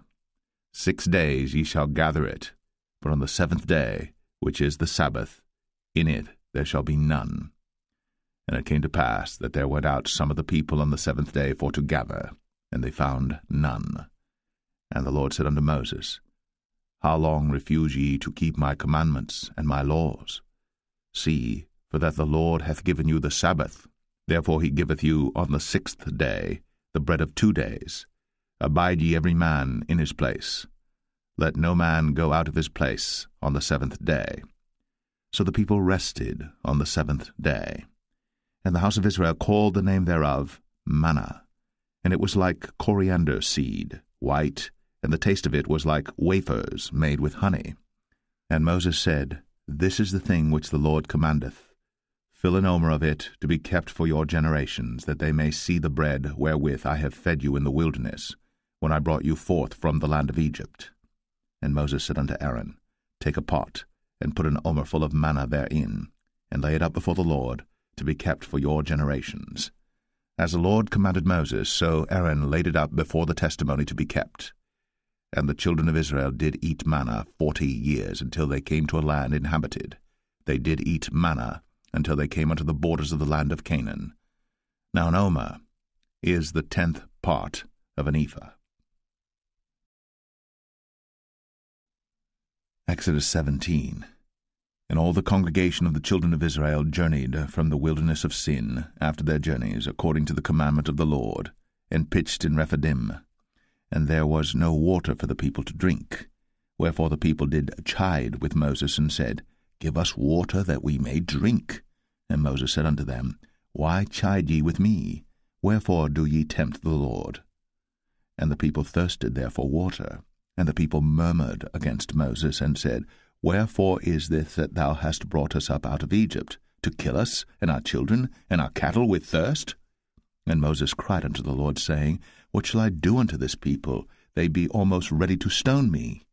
And the Lord said unto Moses, Go on before the people, and take with thee of the elders of Israel, and thy rod wherewith thou smotest the river, take in thine hand, and go.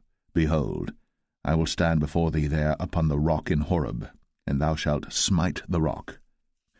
And there shall come water out of it, that the people may drink. And Moses did so in the sight of the elders of Israel. And he called the name of the place Massah and Meribah, because of the chiding of the children of Israel, and because they tempted the Lord, saying, Is the Lord among us or not? Then came Amalek and fought with Israel in Rephidim. And Moses said unto Joshua, Choose us out men, and go out, fight with Amalek. Tomorrow I will stand on the top of the hill with the rod of God in mine hand. So Joshua did as Moses had said to him, and fought with Amalek. And Moses, Aaron, and Hur went up to the top of the hill. And it came to pass, when Moses held up his hand, that Israel prevailed. And when he let down his hand, Amalek prevailed. But Moses' hands were heavy, and they took a stone and put it under him, and he sat thereon. And Aaron and Hur stayed up his hands, the one on the one side, and the other on the other side. And his hands were steady until the going down of the sun. And Joshua discomfited Amalek and his people with the edge of the sword. And the Lord said unto Moses, Write this for a memorial in a book, and rehearse it in the ears of Joshua. For I will utterly put out the remembrance of Amalek from under heaven. And Moses built an altar, and called the name of it Jehovah Nissi. For he said, Because the Lord has sworn that the Lord will have war with Amalek from generation to generation. Exodus 18. When Jethro, the priest of Midian, Moses' father-in-law, heard of all that God had done for Moses, and for Israel his people, and that the Lord had brought Israel out of Egypt, then Jethro, Moses' father-in-law, took Zipporah, Moses' wife, after he'd sent her back, and her 2 sons, of which the name of the one was Gershom, for he said, I have been an alien in a strange land. And the name of the other was Eleazar, for the God of my father, said he, was mine help, and delivered me from the sword of Pharaoh. And Jethro, Moses' father-in-law, came with his sons and his wife unto Moses into the wilderness, where he encamped at the mount of God. And he said unto Moses, I thy father-in-law Jethro am come unto thee, and thy wife and her 2 sons with her. And Moses went out to meet his father-in-law, and did obeisance, and kissed him. And they asked each other of their welfare, and they came into the tent. And Moses told his father-in-law all that the Lord had done unto Pharaoh and to the Egyptians for Israel's sake, and all the travail that had come upon them by the way, and how the Lord delivered them. And Jethro rejoiced for all the goodness which the Lord had done to Israel, whom he had delivered out of the hand of the Egyptians. And Jethro said, Blessed be the Lord, who hath delivered you out of the hand of the Egyptians, and out of the hand of Pharaoh, who hath delivered the people from under the hand of the Egyptians. Now I know that the Lord is greater than all gods, for in the thing wherein they dealt proudly he was above them. And Jethro, Moses' father-in-law, took a burnt offering and sacrifices for God, and Aaron came, and all the elders of Israel, to eat bread with Moses' father-in-law before God. And it came to pass on the morrow that Moses sat to judge the people, and the people stood by Moses from the morning unto the evening. And when Moses' father-in-law saw all that he did to the people, he said, What is this thing that thou doest to the people? Why sittest thou thyself alone, and all the people stand by thee from morning unto even? And Moses said unto his father-in-law, Because the people come unto me to inquire of God. When they have a matter they come unto me, and I judge between one and another, and I do make them know the statutes of God and his laws. And Moses' father-in-law said unto him, The thing that thou doest is not good. Thou wilt surely wear away, both thou and this people that is with thee. For this thing is too heavy for thee. Thou art not able to perform it thyself alone. Hearken now unto my voice.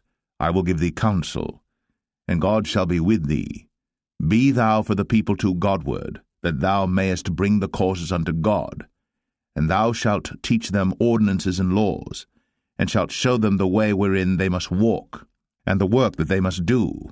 Moreover, thou shalt provide out of all the people able men, such as fear God, men of truth, hating covetousness, and place such over them to be rulers of thousands, and rulers of hundreds, rulers of 50s, and rulers of tens, and let them judge the people at all seasons. And it shall be, that every great matter they shall bring unto thee, but every small matter they shall judge. So shall it be easier for thyself, and they shall bear the burden with thee. If thou shalt do this thing, and God command thee so, then thou shalt be able to endure, and all this people shall also go to their place in peace. So Moses hearkened to the voice of his father-in-law, and did all that he had said. And Moses chose able men out of all Israel, and made them heads over the people, rulers of thousands, rulers of hundreds, rulers of 50s, and rulers of 10s. And they judged the people at all seasons. The hard causes they brought unto Moses, but every small matter they judged themselves. And Moses let his father-in-law depart, and he went his way into his own land. Exodus 19. In the 3rd month, when the children of Israel were gone forth out of the land of Egypt, the same day came they into the wilderness of Sinai. But they were departed from Rephidim, and were come to the desert of Sinai, and had pitched in the wilderness, and there Israel camped before the mount.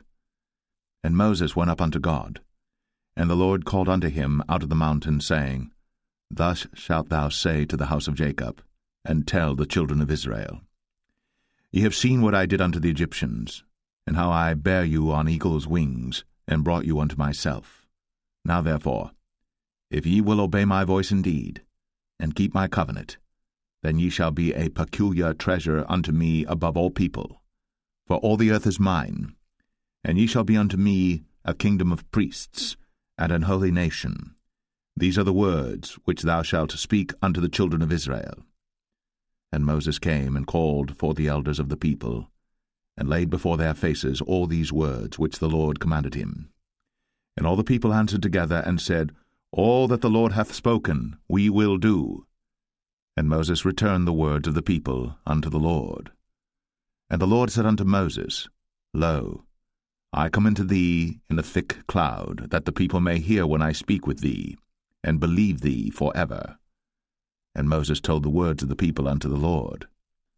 And the Lord said unto Moses, Go unto the people, and sanctify them today and tomorrow, and let them wash their clothes, and be ready against the 3rd day.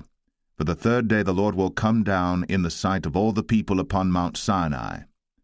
And thou shalt set bounds unto the people round about, saying, Take heed to yourselves, that ye go not up into the mount, or touch the border of it. Whosoever toucheth the mount shall be surely put to death. There shall not an hand touch it, but he shall surely be stoned, or shot through, whether it be beast or man. It shall not live. When the trumpet soundeth long, they shall come up to the mount. And Moses went down from the mount unto the people, and sanctified the people, and they washed their clothes. And he said unto the people, Be ready against the 3rd day, come not at your wives. And it came to pass on the 3rd day in the morning, that there were thunders and lightnings, and a thick cloud upon the mount, and the voice of the trumpet exceeding loud, so that all the people that was in the camp trembled. And Moses brought forth the people out of the camp to meet with God. And they stood at the nether part of the mount. And Mount Sinai was altogether on a smoke, because the Lord descended upon it in fire, and the smoke thereof ascended as the smoke of a furnace, and the whole mount quaked greatly. And when the voice of the trumpet sounded long, and waxed louder and louder, Moses spake, and God answered him by a voice. And the Lord came down upon Mount Sinai, on the top of the mount, and the Lord called Moses up to the top of the mount, and Moses went up. And the Lord said unto Moses, Go down, charge the people, lest they break through unto the Lord to gaze, and many of them perish. And let the priests also, which come near to the Lord, sanctify themselves, lest the Lord break forth upon them. And Moses said unto the Lord, The people cannot come up to Mount Sinai, for thou chargest us, saying, Set bounds about the mount, and sanctify it. And the Lord said unto him, Away, get thee down, and thou shalt come up, thou and Aaron with thee. But let not the priests and the people break through to come up unto the Lord, lest he break forth upon them. So Moses went down unto the people, and spake unto them. Exodus 20. And God spake all these words, saying, I am the Lord thy God, which have brought thee out of the land of Egypt, out of the house of bondage. Thou shalt have no other gods before me. Thou shalt not make unto thee any graven image, or any likeness of any thing that is in heaven above, or that is in the earth beneath, or that is in the water under the earth. Thou shalt not bow down thyself to them, nor serve them. For I, the Lord thy God, am a jealous God, visiting the iniquity of the fathers upon the children unto the third and fourth generation of them that hate me, and showing mercy unto thousands of them that love me, and keep my commandments. Thou shalt not take the name of the Lord thy God in vain, for the Lord will not hold him guiltless that taketh his name in vain. Remember the Sabbath day, to keep it holy. 6 days shalt thou labor, and do all thy work. But the 7th day is the Sabbath of the Lord thy God. In it thou shalt not do any work, thou, nor thy son, nor thy daughter, thy manservant, nor thy maidservant, nor thy cattle, nor thy stranger that is within thy gates. For in 6 days the Lord made heaven and earth, the sea, and all that in them is, and rested the 7th day. Wherefore the Lord blessed the Sabbath day, and hallowed it. Honor thy father and thy mother, that thy days may be long upon the land which the Lord thy God giveth thee. Thou shalt not kill. Thou shalt not commit adultery. Thou shalt not steal. Thou shalt not bear false witness against thy neighbor. Thou shalt not covet thy neighbor's house. Thou shalt not covet thy neighbor's wife, nor his manservant, nor his maidservant, nor his ox, nor his ass, nor anything that is thy neighbor's. And all the people saw the thunderings, and the lightnings, and the noise of the trumpet, and the mountain smoking. And when the people saw it, they removed, and stood afar off. And they said unto Moses, Speak thou with us, and we will hear. But let not God speak with us, lest we die. And Moses said unto the people, Fear not, for God is come to prove you, and that his fear may be before your faces, that ye sin not. And the people stood afar off. And Moses drew near unto the thick darkness where God was. And the Lord said unto Moses, Thus thou shalt say unto the children of Israel, Ye have seen that I have talked with you from heaven. Ye shall not make with me gods of silver, neither shall ye make unto you gods of gold. An altar of earth thou shalt make unto me, and shalt sacrifice thereon thy burnt offerings, and thy peace offerings, thy sheep and thine oxen. In all places where I record my name I will come unto thee, and I will bless thee. And if thou wilt make me an altar of stone, thou shalt not build it of hewn stone, for if thou lift up thy tool upon it, thou hast polluted it. Neither shalt thou go up by steps unto mine altar, that thy nakedness be not discovered thereon. Exodus 21. Now these are the judgments which thou shalt set before them. If thou buy an Hebrew servant, 6 years he shall serve, and in the 7th he shall go out free for nothing. If he came in by himself, he shall go out by himself. If he were married, then his wife shall go out with him. If his master have given him a wife, and she have borne him sons or daughters, the wife and her children shall be her master's, and he shall go out by himself. And if the servant shall plainly say, I love my master, my wife, and my children, I will not go out free, then his master shall bring him unto the judges. He shall also bring him to the door, or unto the doorpost, and his master shall bore his ear through with an awl, and he shall serve him forever. And if a man sell his daughter to be a maidservant, she shall not go out as the men servants do. If she please not her master, who hath betrothed her to himself, then shall he let her be redeemed, to sell her unto a strange nation. He shall have no power, seeing he hath dealt deceitfully with her. And if he have betrothed her unto his son, he shall deal with her after the manner of daughters.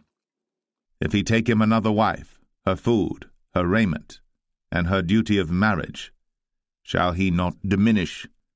And if he do not these three unto her, then shall she go out free without money.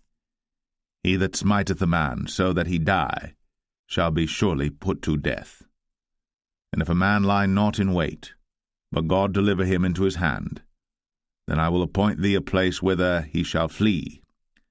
But if a man come presumptuously upon his neighbor, to slay him with guile, thou shalt take him from mine altar, that he may die. And he that smiteth his father or his mother shall be surely put to death. And he that stealeth a man, and selleth him, or if he be found in his hand, he shall surely be put to death. And he that curseth his father or his mother shall surely be put to death. And if men strive together, and one smite another with a stone, or with his fist, and he die not, but keepeth his bed, if he rise again and walk abroad upon his staff, then shall he that smote him be quit, only he shall pay for the loss of his time, and shall cause him to be thoroughly healed. And if a man smite his servant or his maid with a rod, and he die under his hand, he shall be surely punished. Notwithstanding, if he continue a day or two, he shall not be punished, for he is his money.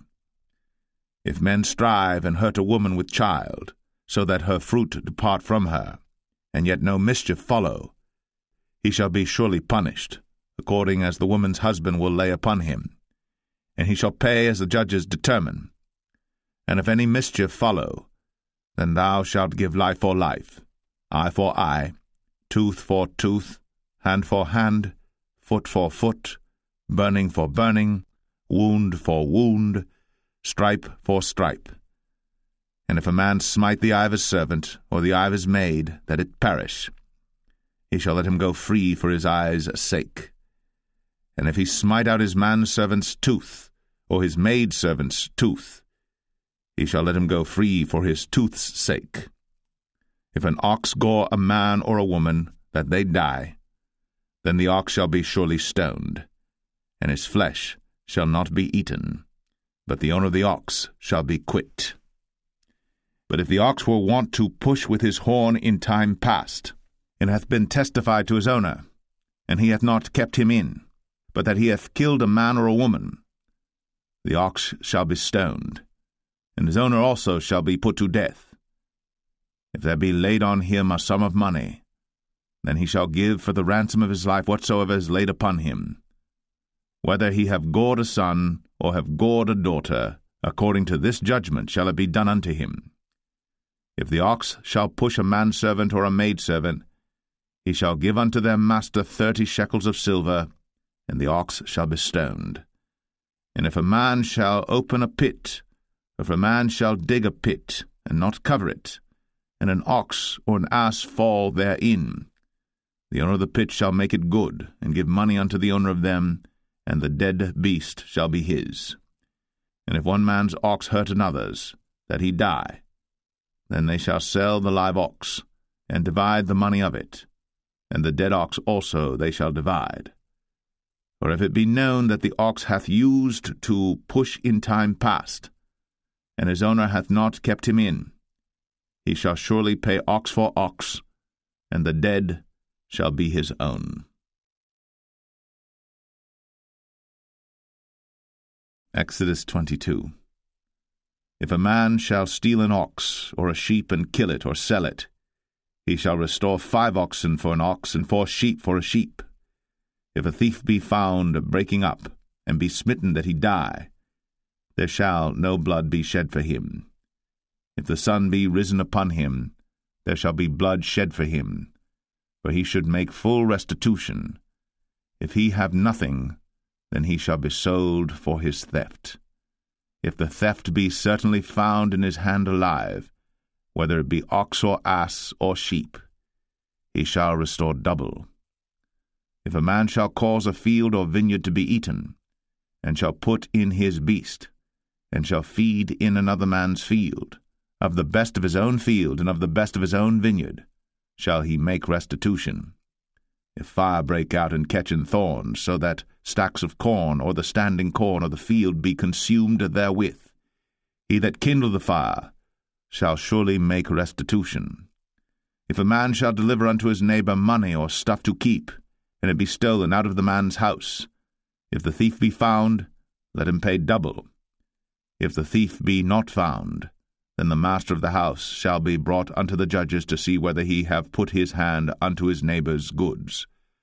For all manner of trespass, whether it be for ox, for ass, for sheep, for raiment, or for any manner of lost thing, which another challengeth to be his, the cause of both parties shall come before the judges, and whom the judges shall condemn, he shall pay double unto his neighbor.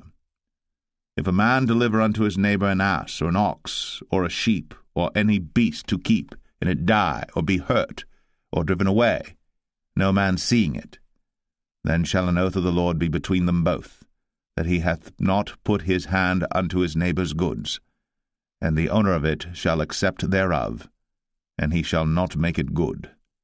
And if it be stolen from him, he shall make restitution unto the owner thereof. If it be torn in pieces, then let him bring it for witness, and he shall not make good that which was torn. And if a man borrow aught of his neighbor, and it be hurt or die, the owner thereof being not with it, he shall surely make it good. But if the owner thereof be with it, he shall not make it good. If it be an hired thing, it came for his hire.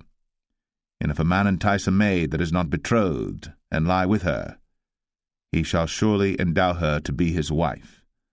If her father utterly refuse to give her unto him, he shall pay money according to the dowry of virgins. Thou shalt not suffer a witch to live.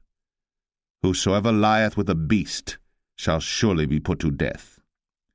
He that sacrificeth unto any god, save unto the Lord only, he shall be utterly destroyed. Thou shalt neither vex a stranger nor oppress him, for ye were strangers in the land of Egypt. Ye shall not afflict any widow or fatherless child.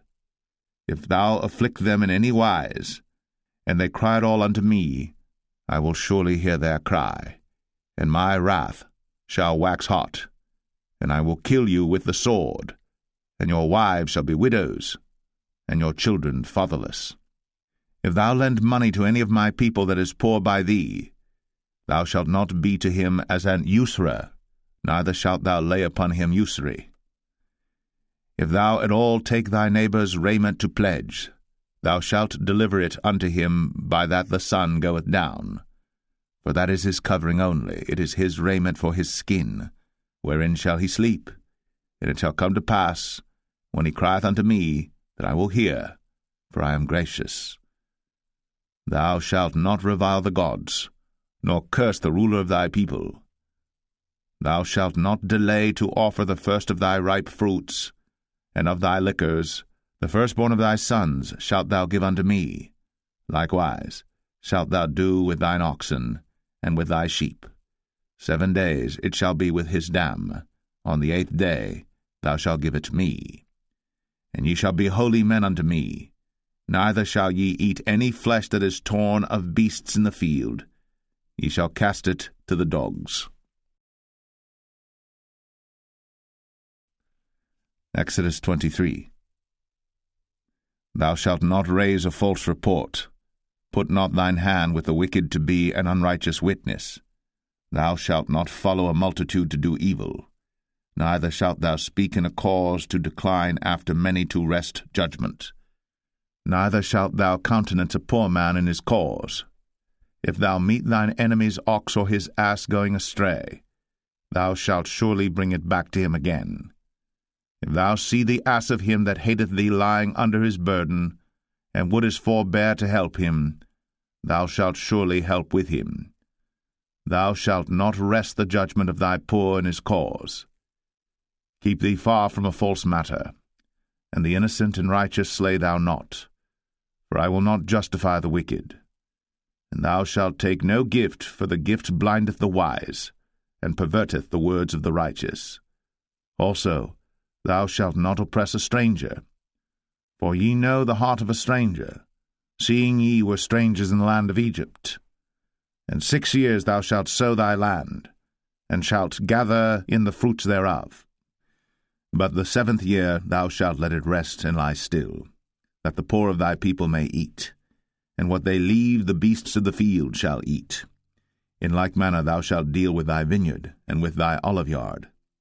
6 days thou shalt do thy work, and on the 7th day thou shalt rest, that thine ox and thine ass may rest, and the son of thy handmaid, and the stranger may be refreshed. And in all things that I have said unto you be circumspect, and make no mention of the name of other gods, neither let it be heard out of thy mouth. 3 times thou shalt keep a feast unto me in the year. Thou shalt keep the feast of unleavened bread. Thou shalt eat unleavened bread 7 days, as I commanded thee, in the time appointed of the month Abib. For in it thou camest out from Egypt, and none shall appear before me empty. And the feast of harvest, the firstfruits of thy labours, which thou hast sown in the field, and the feast of ingathering, which is in the end of the year, when thou hast gathered in thy labours out of the field. 3 times in the year all thy males shall appear before the Lord God.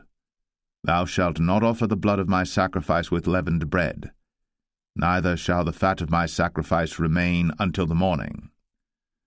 The first of the firstfruits of thy land thou shalt bring into the house of the Lord thy God. Thou shalt not see the kid in his mother's milk. Behold, I send an angel before thee, to keep thee in the way, and to bring thee into the place which I have prepared. Beware of him, and obey his voice. Provoke him not, for he will not pardon your transgressions, for my name is in him. But if thou shalt indeed obey his voice, and do all that I speak, then I will be an enemy unto thine enemies, and an adversary unto thine adversaries. For mine angel shall go before thee, and bring thee in unto the Amorites, and the Hittites, and the Perizzites, and the Canaanites, the Hivites, and the Jebusites, and I will cut them off. Thou shalt not bow down to their gods, nor serve them, nor do after their works, but thou shalt utterly overthrow them, and quite break down their images. And ye shall serve the Lord your God, and he shall bless thy bread and thy water, and I will take sickness away from the midst of thee. There shall nothing cast their young, nor be barren in thy land. The number of thy days I will fulfill. I will send my fear before thee, and will destroy all the people to whom thou shalt come, and I will make all thine enemies turn their backs unto thee, and I will send hornets before thee, which shall drive out the Hivite, the Canaanite, and the Hittite from before thee. I will not drive them out from before thee in 1 year, lest the land become desolate, and the beasts of the field multiply against thee. By little and little I will drive them out from before thee, until thou be increased and inherit the land. And I will set thy bounds from the Red Sea even unto the sea of the Philistines, and from the desert unto the river. For I will deliver the inhabitants of the land into your hand, and thou shalt drive them out before thee. Thou shalt make no covenant with them, nor with their gods. They shall not dwell in thy land, lest they make thee sin against me. For if thou serve their gods, it will surely be a snare unto thee. Exodus 24. And he said unto Moses, Come up unto the Lord, thou and Aaron, Nadab and Abihu, and 70 of the elders of Israel, and worship ye afar off. And Moses alone shall come near the Lord, but they shall not come nigh, neither shall the people go up with him.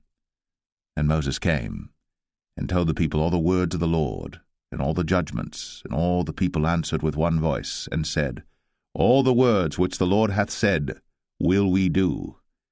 And Moses wrote all the words of the Lord, and rose up early in the morning, and builded an altar under the hill, and 12 pillars according to the 12 tribes of Israel.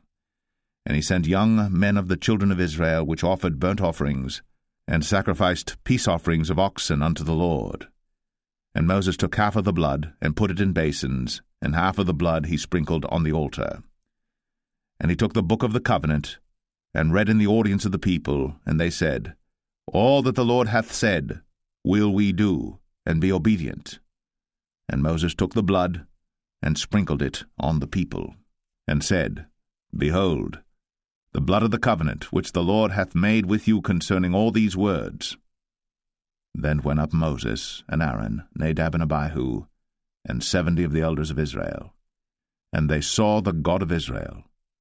And there was under his feet, as it were, a paved work of a sapphire stone, and as it were the body of heaven in his clearness. And upon the nobles of the children of Israel he laid not his hand. Also they saw God, and did eat and drink. And the Lord said unto Moses, Come up to me into the mount, and be there. And I will give thee tables of stone, and a law and commandments which I have written, that thou mayest teach them. And Moses rose up, and his minister Joshua, and Moses went up into the mount of God. And he said unto the elders, Tarry ye here for us, until we come again unto you. And behold, Aaron and Hur are with you. If any man have any matters to do, let him come unto them. And Moses went up into the mount, and a cloud covered the mount. And the glory of the Lord abode upon Mount Sinai, and the cloud covered it 6 days. And the 7th day he called unto Moses out of the midst of the cloud. And the sight of the glory of the Lord was like devouring fire on the top of the mount in the eyes of the children of Israel. And Moses went into the midst of the cloud, and gat him up into the mount. And Moses was in the mount 40 days and 40 nights. Exodus 25. And the Lord spake unto Moses, saying, Speak unto the children of Israel, that they bring me an offering of every man that giveth it willingly with his heart. Ye shall take my offering. And this is the offering which ye shall take of them, gold, and silver, and brass, and blue, and purple, and scarlet, and fine linen, and goat's hair, and rams' skins dyed red, and badgers' skins, and shittim wood, oil for the light, spices for anointing oil, and for sweet incense, onyx stones, and stones to be set in the ephod, and in the breastplate. And let them make me a sanctuary, that I may dwell among them, according to all that I show thee, after the pattern of the tabernacle, and the pattern of all the instruments thereof, even so shall ye make it. And they shall make an ark of shittim wood. 2 cubits and a half shall be the length thereof, and 1 cubit and a half the breadth thereof, and 1 cubit and a half the height thereof. And thou shalt overlay it with pure gold, within and without shalt thou overlay it, and shalt make upon it a crown of gold round about. And thou shalt cast 4 rings of gold for it, and put them in the 4 corners thereof, and 2 rings shall be in the one side of it, and 2 rings in the other side of it. And thou shalt make staves of shittim wood, and overlay them with gold. And thou shalt put the staves into the rings by the sides of the ark, that the ark may be borne with them. The staves shall be in the rings of the ark, they shall not be taken from it. And thou shalt put into the ark the testimony which I shall give thee. And thou shalt make a mercy seat of pure gold. 2 cubits and a half shall be the length thereof, and 1 cubit and a half the breadth thereof. And thou shalt make 2 cherubims of gold. Of beaten work shalt thou make them, in the 2 ends of the mercy seat. And make 1 cherub on the one end, and the other cherub on the other end. Even of the mercy seat shall ye make the cherubims on the 2 ends thereof. And the cherubims shall stretch forth their wings on high, covering the mercy seat with their wings, and their faces shall look one to another. Toward the mercy seat shall the faces of the cherubims be. And thou shalt put the mercy seat above upon the ark, and in the ark thou shalt put the testimony that I shall give thee. And there I will meet with thee, and I will commune with thee from above the mercy seat, from between the 2 cherubims which are upon the ark of the testimony, of all things which I will give thee in commandment unto the children of Israel. Thou shalt also make a table of shittim wood. 2 cubits shall be the length thereof, and 1 cubit the breadth thereof, and 1 cubit and a half the height thereof.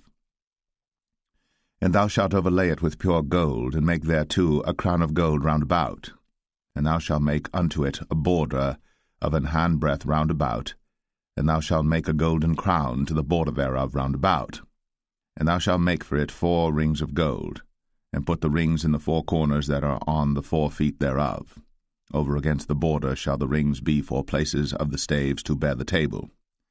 And thou shalt make the staves of shittim wood, and overlay them with gold, that the table may be borne with them.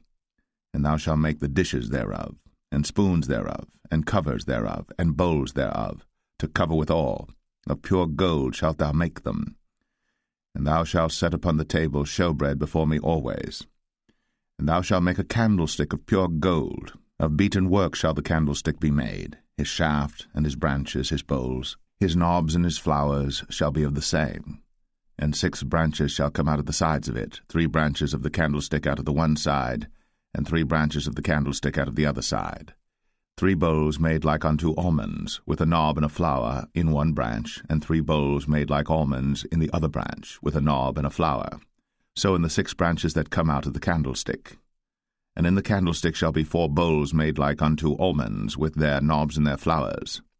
And there shall be a knob under 2 branches of the same, and a knob under 2 branches of the same, and a knob under 2 branches of the same, according to the 6 branches that proceed out of the candlestick. Their knobs and their branches shall be of the same. All it shall be one beaten work of pure gold. And thou shalt make the 7 lamps thereof, and they shall light the lamps thereof, that they may give light over against it. And the tongs thereof, and the snuff dishes thereof, shall be of pure gold. Of a talent of pure gold shall he make it with all these vessels. And look that thou make them after their pattern which was shown thee in the mount. Exodus 26. Moreover, thou shalt make the tabernacle with 10 curtains of fine twined linen, and blue, and purple, and scarlet. With cherubims of cunning work shalt thou make them. The length of one curtain shall be 28 cubits, and the breadth of one curtain 4 cubits, and every one of the curtains shall have one measure.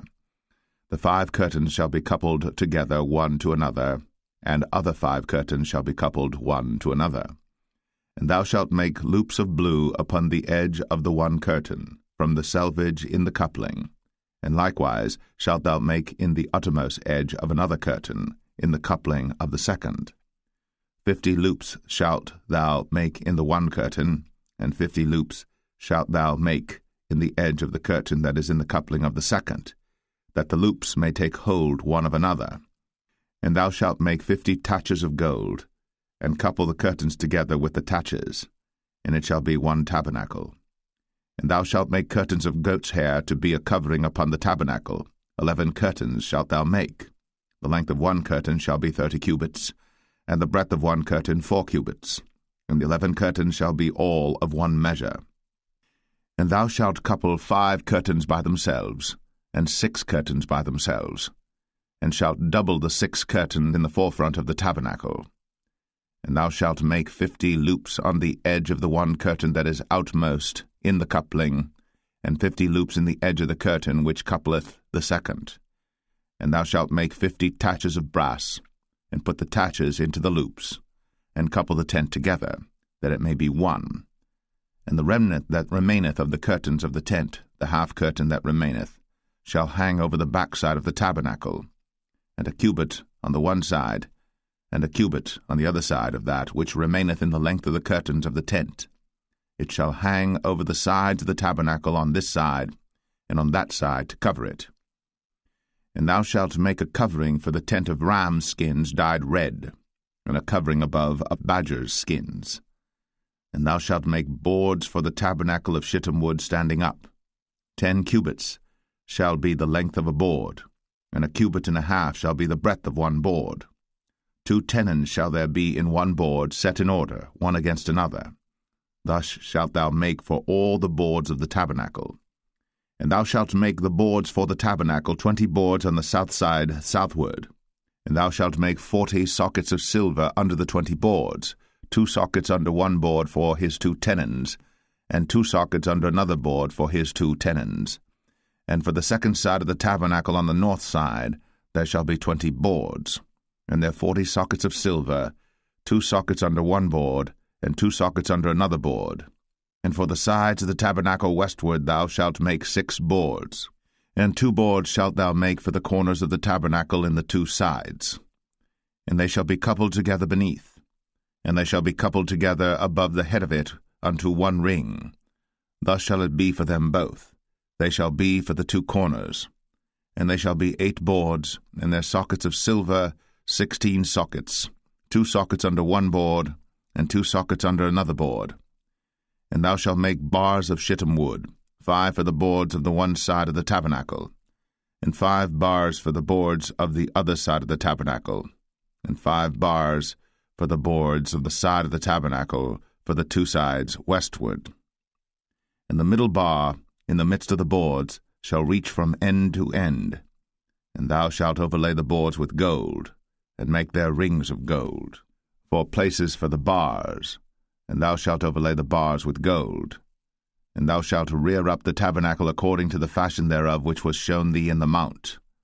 And thou shalt make a veil of blue and purple and scarlet and fine twined linen of cunning work. With cherubims shall it be made. And thou shalt hang it upon 4 pillars of shittim wood overlaid with gold. Their hooks shall be of gold, upon the 4 sockets of silver. And thou shalt hang up the veil under the taches, that thou mayest bring in thither within the veil the ark of the testimony. And the veil shall divide unto you between the holy place and the most holy. And thou shalt put the mercy seat upon the ark of the testimony in the most holy place. And thou shalt set the table without the veil, and the candlestick over against the table on the side of the tabernacle toward the south. And thou shalt put the table on the north side. And thou shalt make an hanging for the door of the tent, of blue and purple and scarlet, and fine twined linen, wrought with needlework. And thou shalt make for the hanging 5 pillars of shittim wood, and overlay them with gold, and their hooks shall be of gold, and thou shalt cast 5 sockets of brass for them. Exodus 27. And thou shalt make an altar of shittim wood, 5 cubits long and 5 cubits broad. The altar shall be 4 square, and the height thereof shall be 3 cubits. And thou shalt make the horns of it upon the 4 corners thereof. His horns shall be of the same, and thou shalt overlay it with brass. And thou shalt make his pans to receive his ashes, and his shovels, and his basins, and his flesh hooks, and his firepans. All the vessels thereof thou shalt make of brass.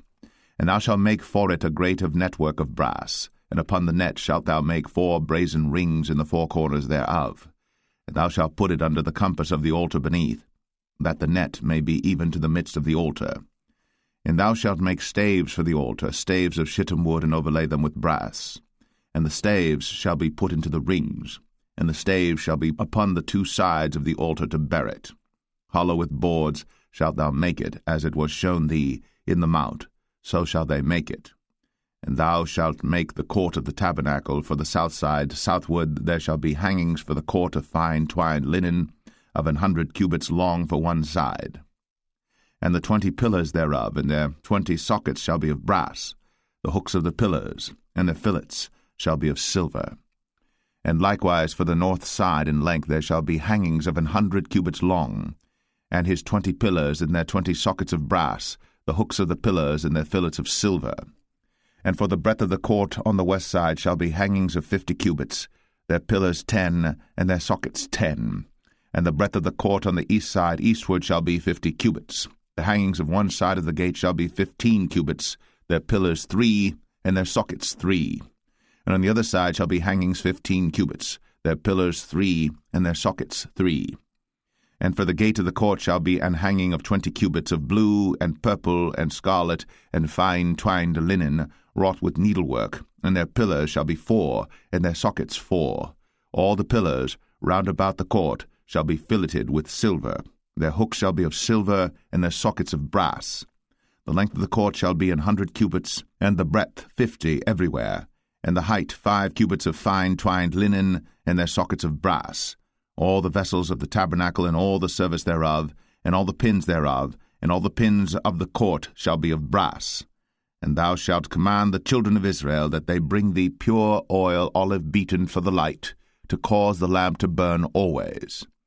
In the tabernacle of the congregation without the veil, which is before the testimony, Aaron and his sons shall order it from evening to morning before the Lord.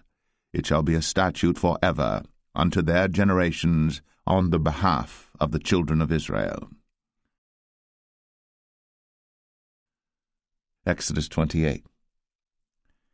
And take thou unto thee Aaron thy brother, and his sons with him, from among the children of Israel, that he may minister unto me in the priest's office, even Aaron, Nadab, and Abihu, Eleazar, and Ithamar, Aaron's sons.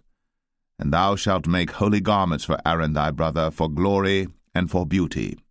And thou shalt speak unto all that are wise-hearted, whom I have filled with the spirit of wisdom, that they may make Aaron's garments to consecrate him, that he may minister unto me in the priest's office.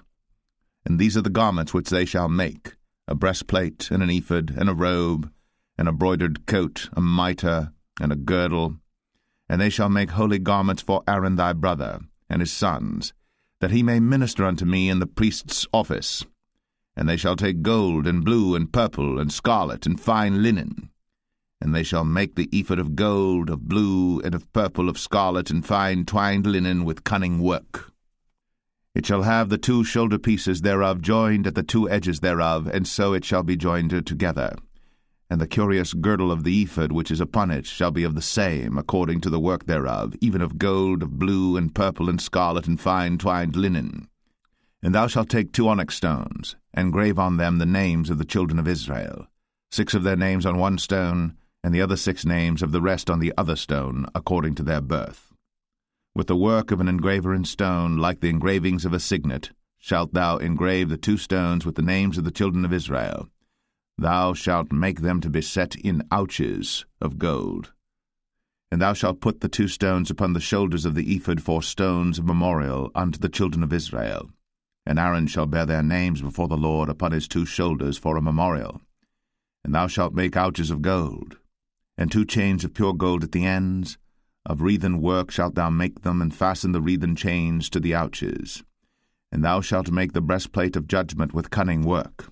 After the work of the ephod thou shalt make it, of gold, of blue, and of purple, and of scarlet, and of fine twined linen shalt thou make it.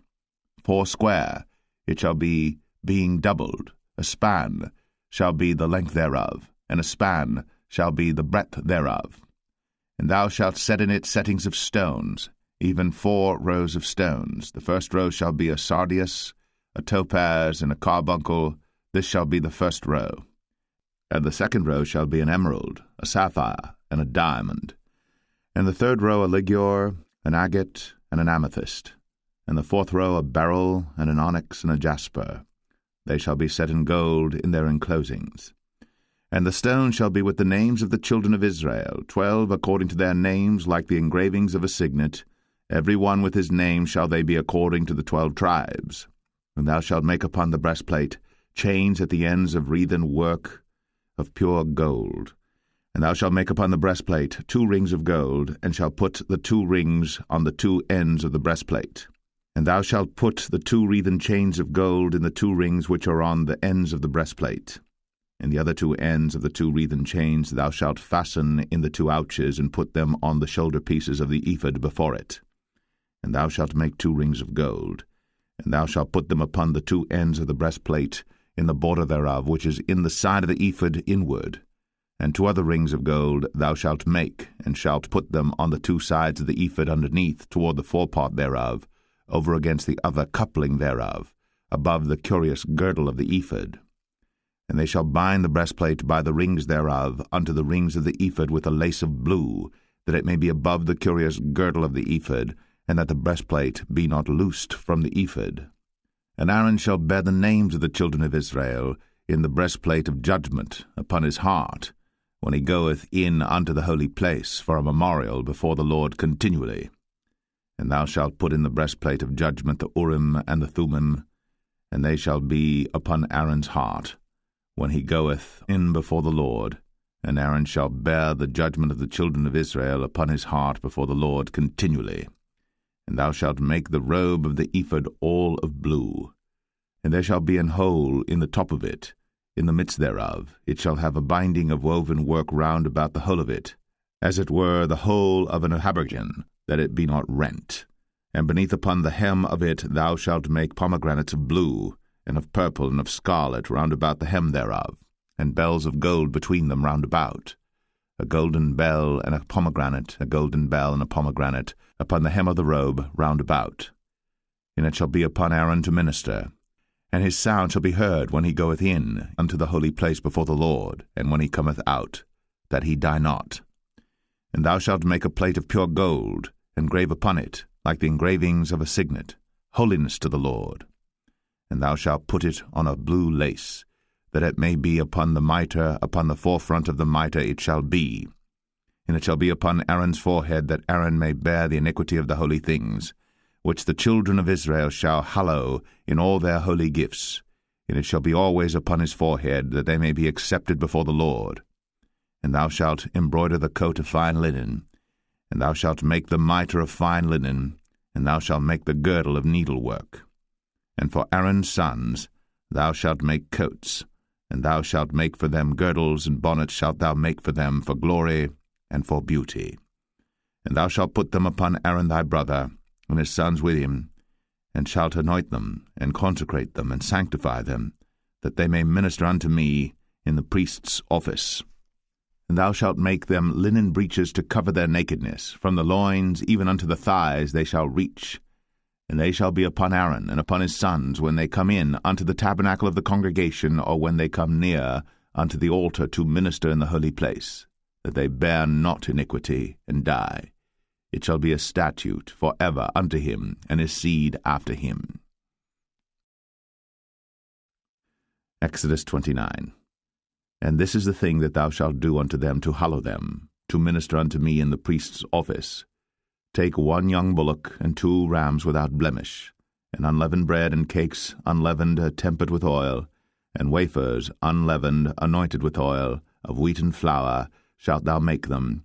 And thou shalt put them into 1 basket, and bring them in the basket, with the bullock and the 2 rams. And Aaron and his sons thou shalt bring unto the door of the tabernacle of the congregation, and shalt wash them with water.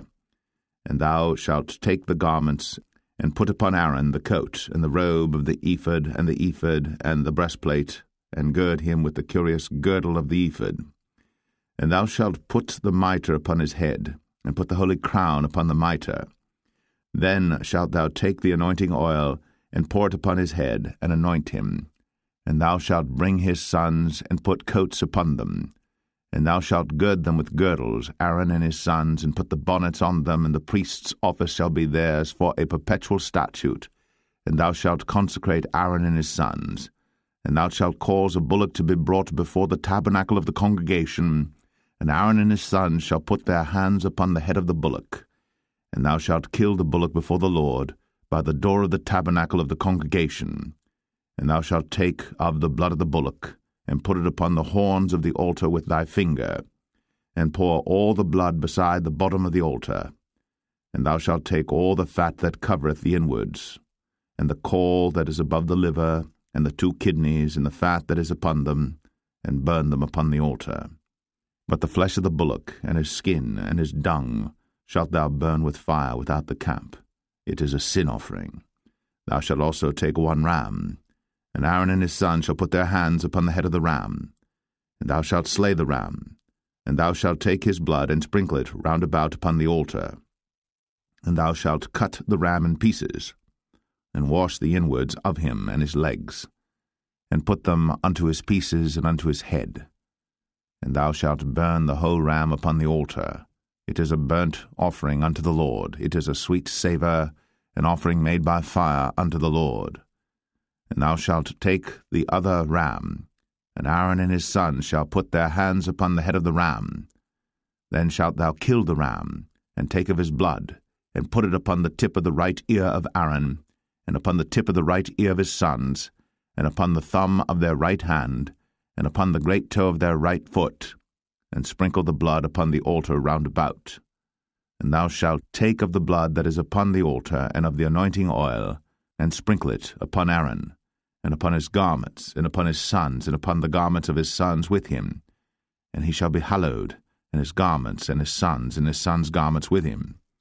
Also thou shalt take of the ram the fat and the rump, and the fat that covereth the inwards, and the caul above the liver, and the 2 kidneys, and the fat that is upon them, and the right shoulder, for it is a ram of consecration. And 1 loaf of bread, and 1 cake of oiled bread, and 1 wafer out of the basket of the unleavened bread that is before the Lord. And thou shalt put all in the hands of Aaron, and in the hands of his sons, and shalt wave them for a wave offering before the Lord. And thou shalt receive them of their hands, and burn them upon the altar for a burnt offering, for a sweet savour before the Lord. It is an offering made by fire unto the Lord. And thou shalt take the breast of the ram of Aaron's consecration, and wave it for a wave offering before the Lord, and it shall be thy part. And thou shalt sanctify the breast of the wave offering, and the shoulder of the heave offering, which is waved, and which is heaved up, of the ram of the consecration, even of that which is for Aaron, and of that which is for his sons. And it shall be Aaron's and his sons by a statute for ever from the children of Israel. For it is an heave offering, and it shall be an heave offering from the children of Israel of the sacrifice of their peace offerings, even their heave offering unto the Lord. And the holy garments of Aaron shall be his sons after him, to be anointed therein, and to be consecrated in them. And that son that is priest in his stead shall put them on 7 days, when he cometh into the tabernacle of the congregation to minister in the holy place. And thou shalt take the ram of the consecration, and seethe his flesh in the holy place. And Aaron and his sons shall eat the flesh of the ram, and the bread that is in the basket by the door of the tabernacle of the congregation. And they shall eat those things wherewith the atonement was made, to consecrate and to sanctify them. But a stranger shall not eat thereof, because they are holy. And if aught of the flesh of the consecrations, or of the bread, remain unto the morning, then thou shalt burn the remainder with fire. It shall not be eaten, because it is holy. And thus shalt thou do unto Aaron and to his sons, according to all things which I have commanded thee. 7 days shalt thou consecrate them. And thou shalt offer every day a bullock for a sin offering, for atonement. And thou shalt cleanse the altar, when thou hast made an atonement for it. And thou shalt anoint it, to sanctify it. 7 days thou shalt make an atonement for the altar, and sanctify it. And it shall be an altar most holy. Whatsoever toucheth the altar shall be holy. Now this is that which thou shalt offer upon the altar: 2 lambs of the first year, day by day, continually. The 1 lamb thou shalt offer in the morning, and the other lamb thou shalt offer at even. And with the 1 lamb 1/10 deal of flour mingled with the 4th part of an hin of beaten oil, and the 4th part of an hin of wine for a drink offering. And the other lamb thou shalt offer at even, and shalt do thereto according to the meat offering of the morning, and according to the drink offering thereof, for a sweet savour, an offering made by fire unto the Lord. This shall be a continual burnt offering throughout your generations at the door of the tabernacle of the congregation before the Lord, where I will meet you, to speak there unto thee. And there I will meet with the children of Israel, and the tabernacle shall be sanctified by my glory. And I will sanctify the tabernacle of the congregation and the altar. I will sanctify also both Aaron and his sons to minister to me in the priest's office. And I will dwell among the children of Israel, and will be their God. And they shall know that I am the Lord their God, that brought them forth out of the land of Egypt, that I may dwell among them. I am the Lord their God. Exodus 30. And thou shalt make an altar to burn incense upon. Of shittim wood shalt thou make it. A cubit shall be the length thereof, and a cubit the breadth thereof. 4 square shall it be. And 2 cubits shall be the height thereof, the horns thereof shall be of the same. And thou shalt overlay it with pure gold, the top thereof and the sides thereof round about, and the horns thereof. And thou shalt make unto it a crown of gold round about. And 2 golden rings shalt thou make to it under the crown of it. By the 2 corners thereof upon the 2 sides of it shalt thou make it. And they shall be for places for the staves to bear it withal. And thou shalt make the staves of shittim wood, and overlay them with gold. And thou shalt put it before the veil that is by the ark of the testimony, before the mercy seat that is over the testimony, where I will meet with thee. And Aaron shall burn thereon sweet incense every morning. When he dresseth the lamps, he shall burn incense upon it. And when Aaron lighteth the lamps at even, he shall burn incense upon it, a perpetual incense before the Lord throughout your generations. Ye shall offer no strange incense thereon, nor burnt sacrifice, nor meat offering, neither shall ye pour drink offering thereon. And Aaron shall make an atonement upon the horns of it once in a year with the blood of the sin offering of atonements. Once in the year shall he make atonement upon it throughout your generations. It is most holy unto the Lord. And the Lord spake unto Moses, saying, When thou takest the sum of the children of Israel after their number, then shall they give every man a ransom for his soul unto the Lord, when thou numberest them, that there be no plague among them, when thou numberest them. This they shall give every one that passeth among them that are numbered, half a shekel after the shekel of the sanctuary. A shekel is 20 gerahs, and half shekel shall be the offering of the Lord. Every one that passeth among them that are numbered, from 20 years old and above, shall give an offering unto the Lord. The rich shall not give more, and the poor shall not give less than half a shekel, when they give an offering unto the Lord, to make an atonement for your souls. And thou shalt take the atonement money of the children of Israel, and shalt appoint it for the service of the tabernacle of the congregation, that it may be a memorial unto the children of Israel before the Lord, to make an atonement for your souls. And the Lord spake unto Moses, saying, Thou shalt also make a laver of brass, and his foot also of brass, to wash withal. And thou shalt put it between the tabernacle of the congregation and the altar, and thou shalt put water therein. For Aaron and his sons shall wash their hands and their feet thereat. When they go into the tabernacle of the congregation, they shall wash with water, that they die not, or when they come near to the altar to minister, to burn offering made by fire unto the Lord. So they shall wash their hands and their feet, that they die not. And it shall be a statute forever to them, even to him and to his seed throughout their generations. Moreover the Lord spake unto Moses, saying, Take thou also unto thee principal spices, of pure myrrh 500 shekels, and of sweet cinnamon half so much, even 250 shekels, and of sweet calamus 250 shekels, and of cassia 500 shekels after the shekel of the sanctuary, and of oil olive and hin. And thou shalt make it an oil of holy ointment, an ointment compound after the art of the apothecary. It shall be an holy anointing oil. And thou shalt anoint the tabernacle of the congregation therewith, and the ark of the testimony, and the table and all his vessels, and the candlestick and his vessels, and the altar of incense, and the altar of burnt offering with all his vessels, and the laver and his foot. And thou shalt sanctify them, that they may be most holy. Whatsoever toucheth them shall be holy. And thou shalt anoint Aaron and his sons, and consecrate them, that they may minister unto me in the priest's office. And thou shalt speak unto the children of Israel, saying, This shall be an holy anointing oil unto me throughout your generations. Upon man's flesh shall it not be poured, neither shall ye make any other like it, after the composition of it. It is holy, and it shall be holy unto you. Whosoever compoundeth any like it, or whosoever putteth any of it upon a stranger, shall even be cut off from his people. And the Lord said unto Moses, Take unto thee sweet spices, stacte, and onycha, and galbanum, these sweet spices with pure frankincense, of each shall there be a like weight. And thou shalt make it a perfume, a confection after the art of the apothecary, tempered together pure and holy. And thou shalt beat some of it very small, and put of it before the testimony in the tabernacle of the congregation, where I will meet with thee. It shall be unto you most holy. And as for the perfume which thou shalt make, ye shall not make to yourselves according to the composition thereof. It shall be unto thee holy for the Lord. Whosoever shall make like unto that, to smell thereto, shall even be cut off from his people. Exodus 31.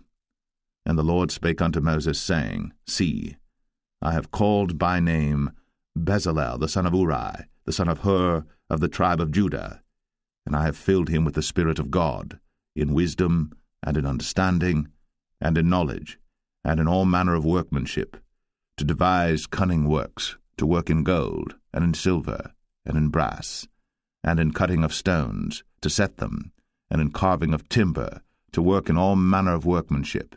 And I, behold, I have given with him Aholiab, the son of Ahisamach, of the tribe of Dan.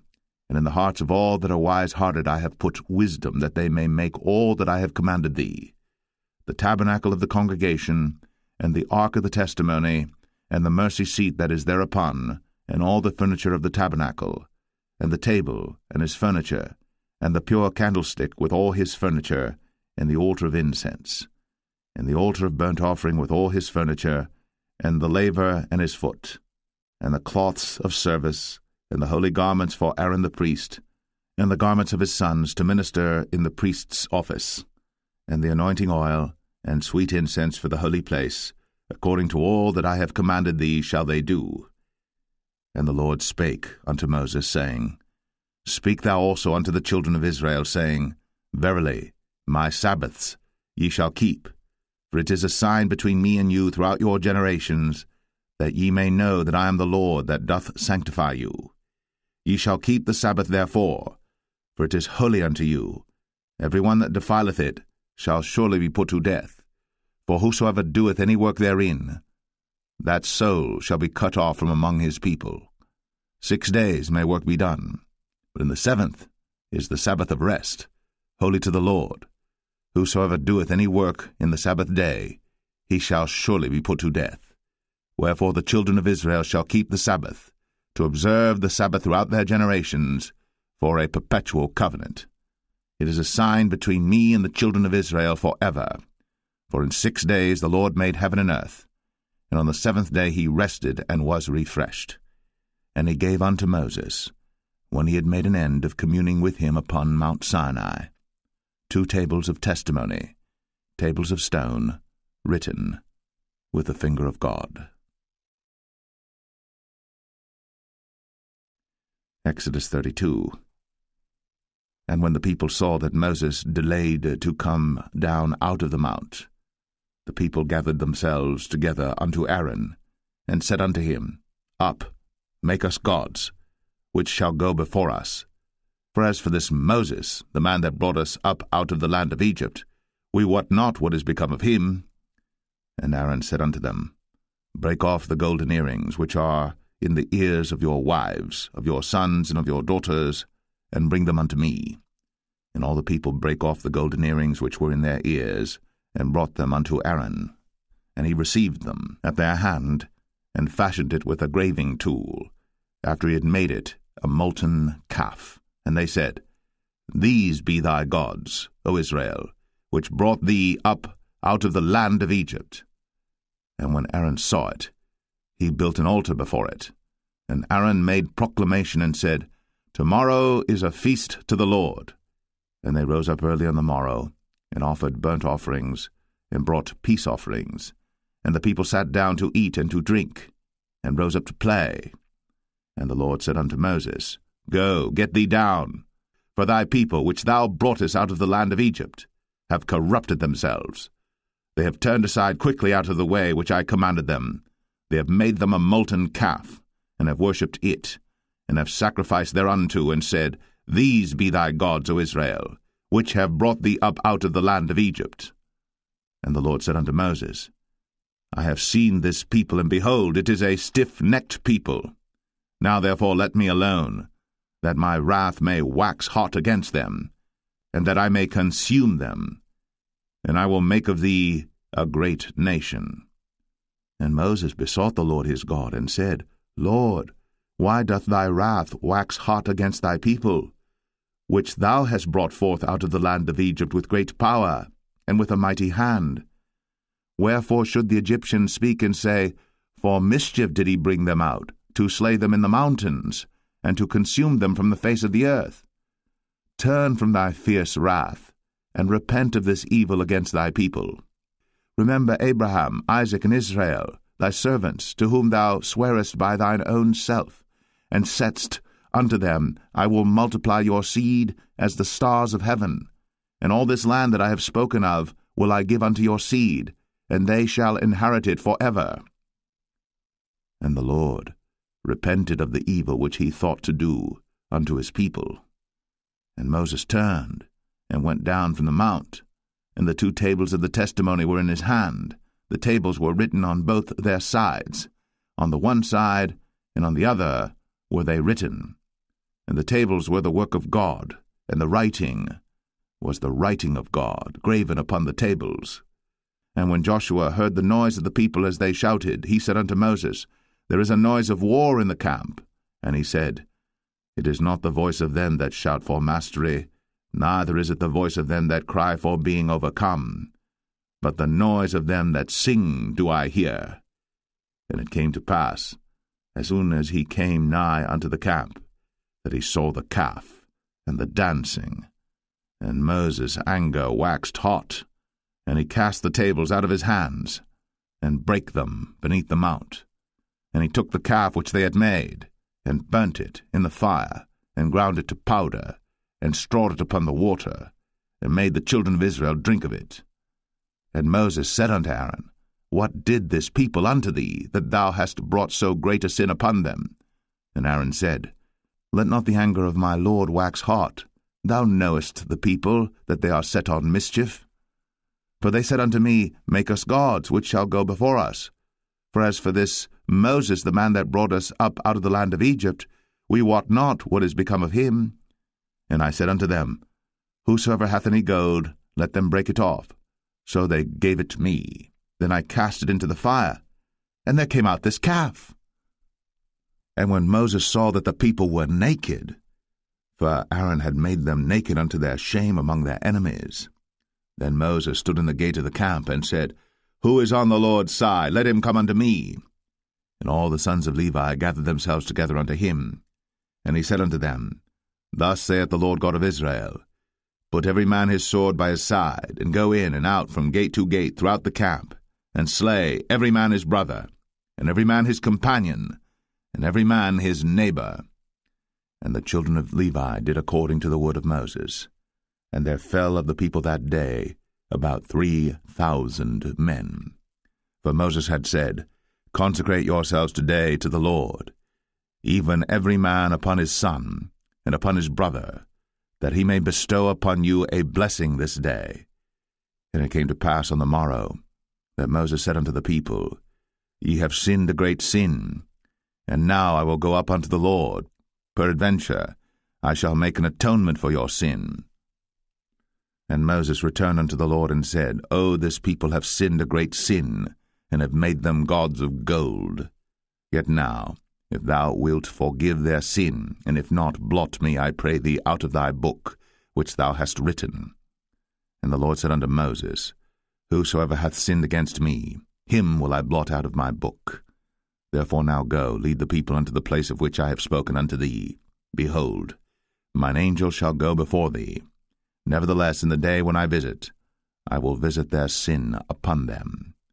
And the Lord plagued the people, because they made the calf which Aaron made.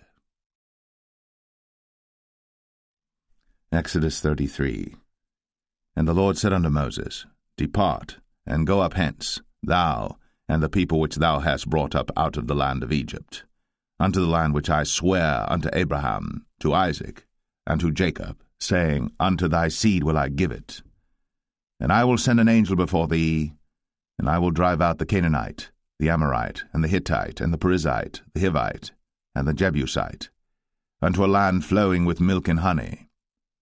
For I will not go up in the midst of thee, for thou art a stiff-necked people, lest I consume thee in the way. And when the people heard these evil tidings, they mourned, and no man did put on him his ornaments. For the Lord had said unto Moses, Say unto the children of Israel, Ye are a stiff-necked people. I will come up into the midst of thee in a moment, and consume thee. Therefore now put off thy ornaments from thee, that I may know what to do unto thee. And the children of Israel stripped themselves of their ornaments by the mount Horeb.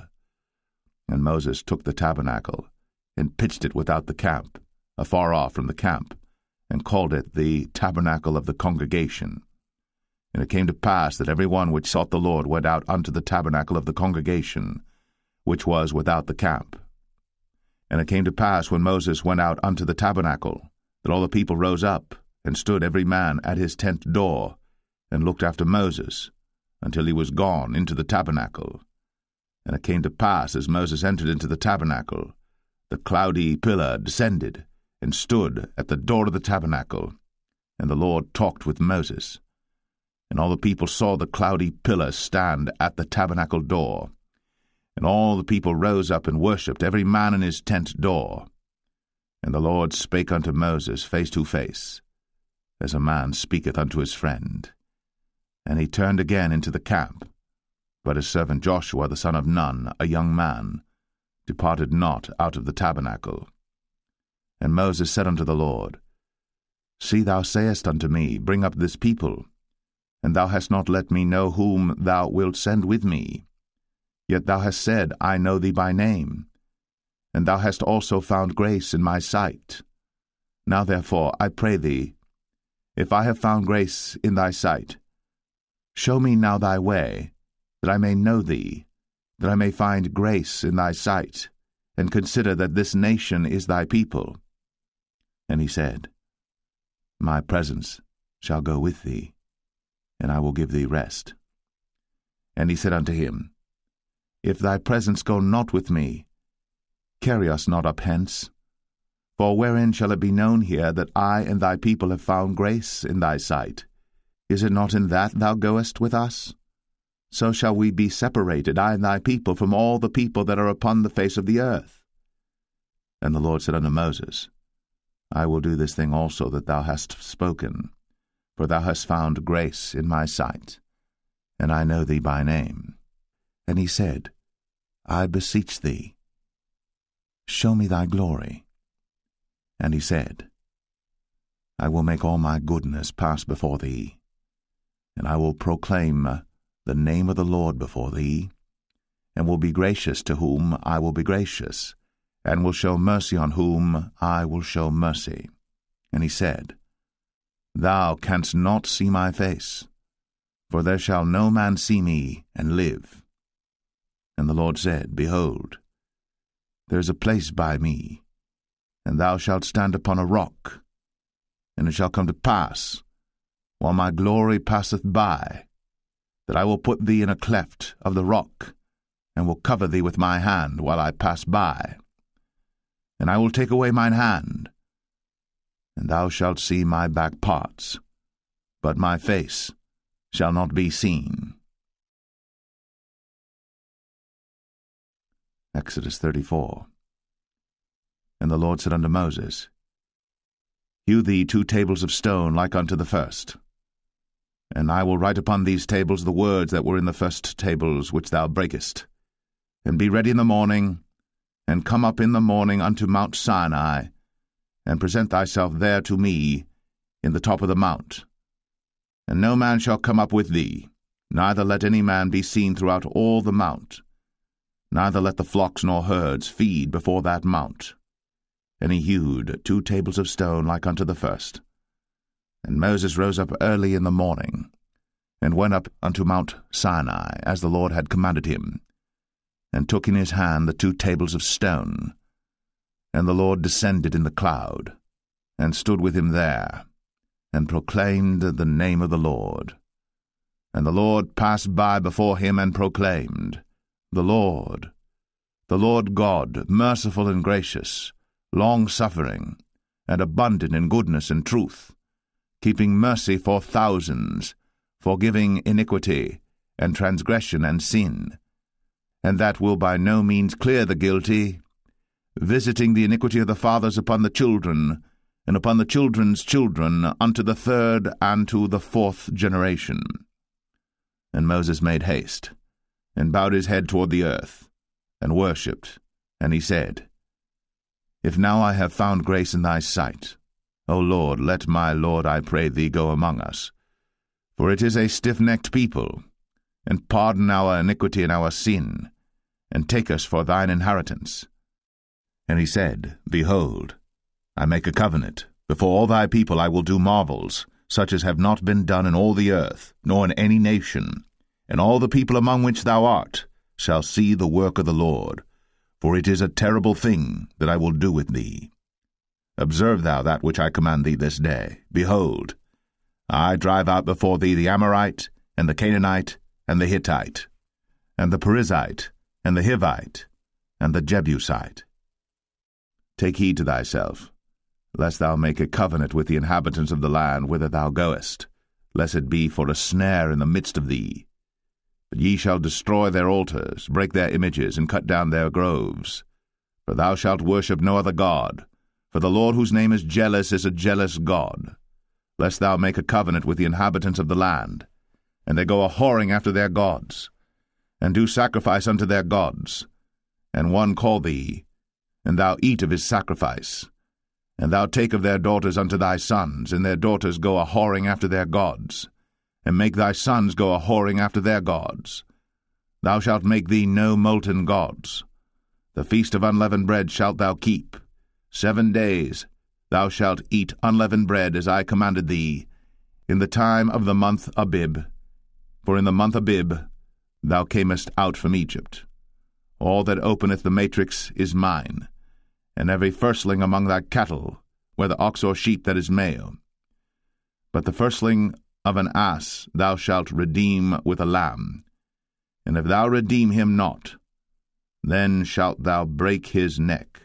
All the firstborn of thy sons thou shalt redeem, and none shall appear before me empty.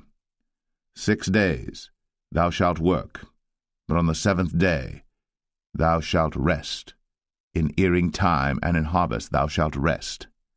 And thou shalt observe the feast of weeks, of the firstfruits of wheat harvest, and the feast of ingathering at the year's end. Thrice in the year shall all your men-children appear before the Lord God, the God of Israel. For I will cast out the nations before thee, and enlarge thy borders. Neither shall any man desire thy land, when thou shalt go up to appear before the Lord thy God thrice in the year. Thou shalt not offer the blood of my sacrifice with leaven, neither shall the sacrifice of the feast of the Passover be left unto the morning. The first of the firstfruits of thy land thou shalt bring unto the house of the Lord thy God. Thou shalt not see the kid in his mother's milk. And the Lord said unto Moses, Write thou these words, for after the tenor of these words I have made a covenant with thee and with Israel. And he was there with the Lord 40 days and 40 nights. He did neither eat bread nor drink water. And he wrote upon the tables the words of the covenant, the 10 commandments. And it came to pass, when Moses came down from Mount Sinai, with the 2 tables of testimony in Moses' hand, when he came down from the mount, that Moses wist not that the skin of his face shone, while he talked with them. And when Aaron and all the children of Israel saw Moses, behold, the skin of his face shone, and they were afraid to come nigh him. And Moses called unto them, and Aaron and all the rulers of the congregation returned unto him. And Moses talked with them, and afterward all the children of Israel came nigh, and he gave them in commandment all that the Lord had spoken with him in Mount Sinai. And till Moses had done speaking with them, he put a veil on his face. But when Moses went in before the Lord to speak with him, he took the veil off until he came out. And he came out, and spake unto the children of Israel that which he was commanded. And the children of Israel saw the face of Moses, that the skin of Moses' face shone. And Moses put the veil upon his face again, until he went in to speak with him. Exodus 35. And Moses gathered all the congregation of the children of Israel together, and said unto them, These are the words which the Lord hath commanded, that ye should do them.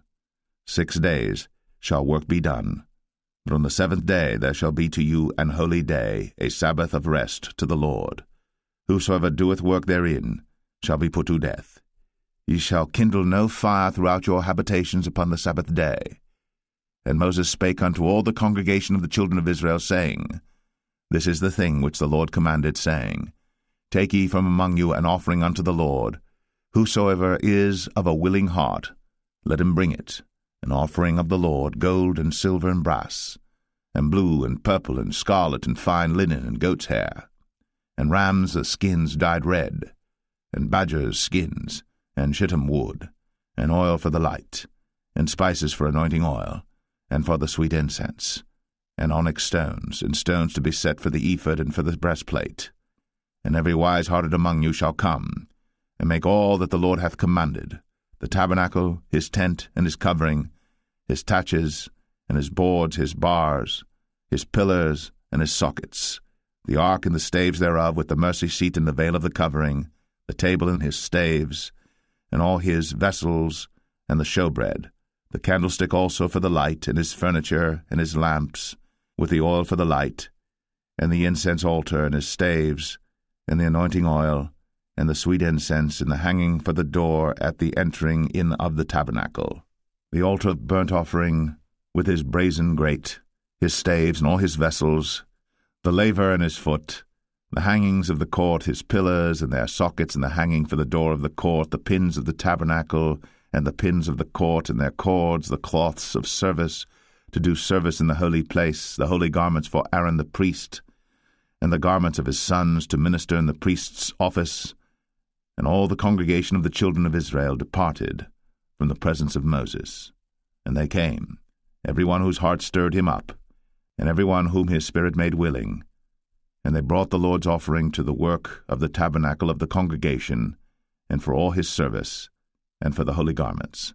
And they came, both men and women, as many as were willing-hearted, and brought bracelets and earrings and rings and tablets, all jewels of gold.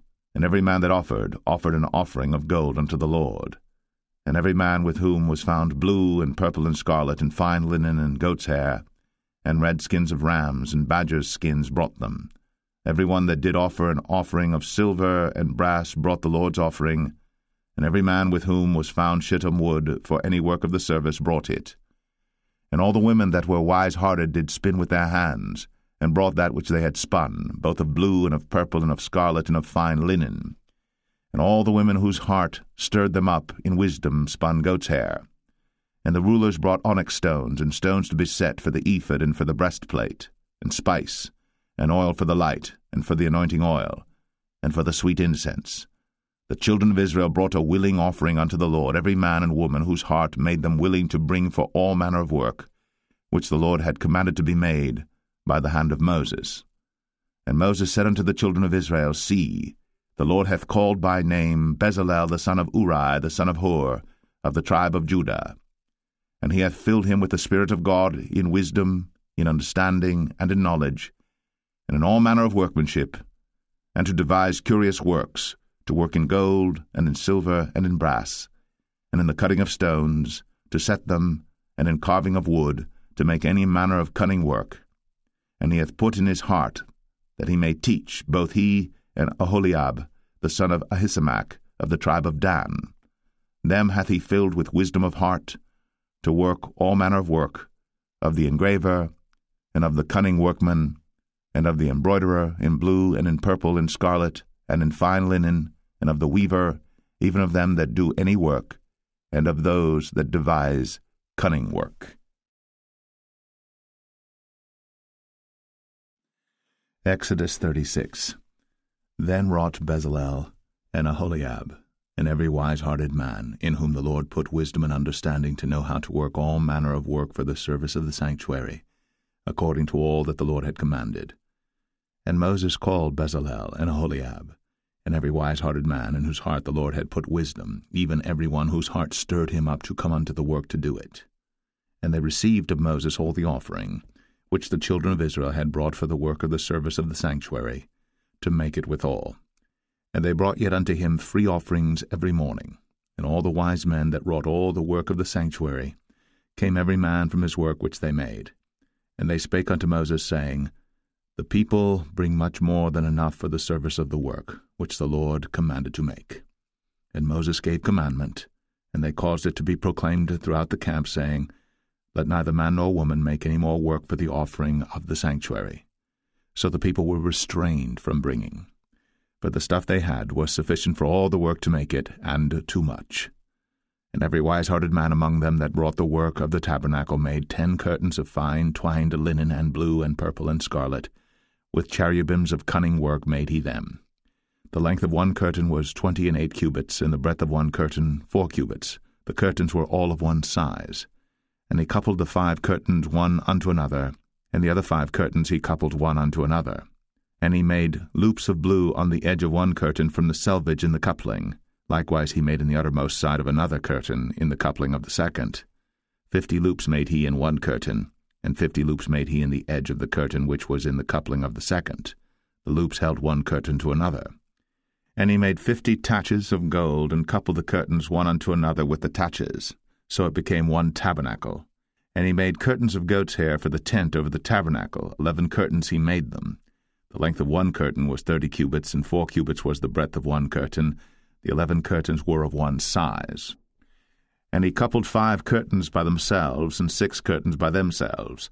And he made 50 loops upon the uttermost edge of the curtain in the coupling, and 50 loops made he upon the edge of the curtain which coupleth the second. And he made 50 taches of brass to couple the tent together, that it might be one. And he made a covering for the tent of ram skins dyed red, and a covering of badger skins above that. And he made boards for the tabernacle of shittim wood standing up. The length of a board was 10 cubits, and the breadth of a board 1 cubit and a half. One board had 2 tenons, equally distant one from another. Thus did he make for all the boards of the tabernacle. And he made boards for the tabernacle, 20 boards for the south side southward. And 40 sockets of silver he made under the 20 boards, 2 sockets under one board for his 2 tenons, and 2 sockets under another board for his 2 tenons.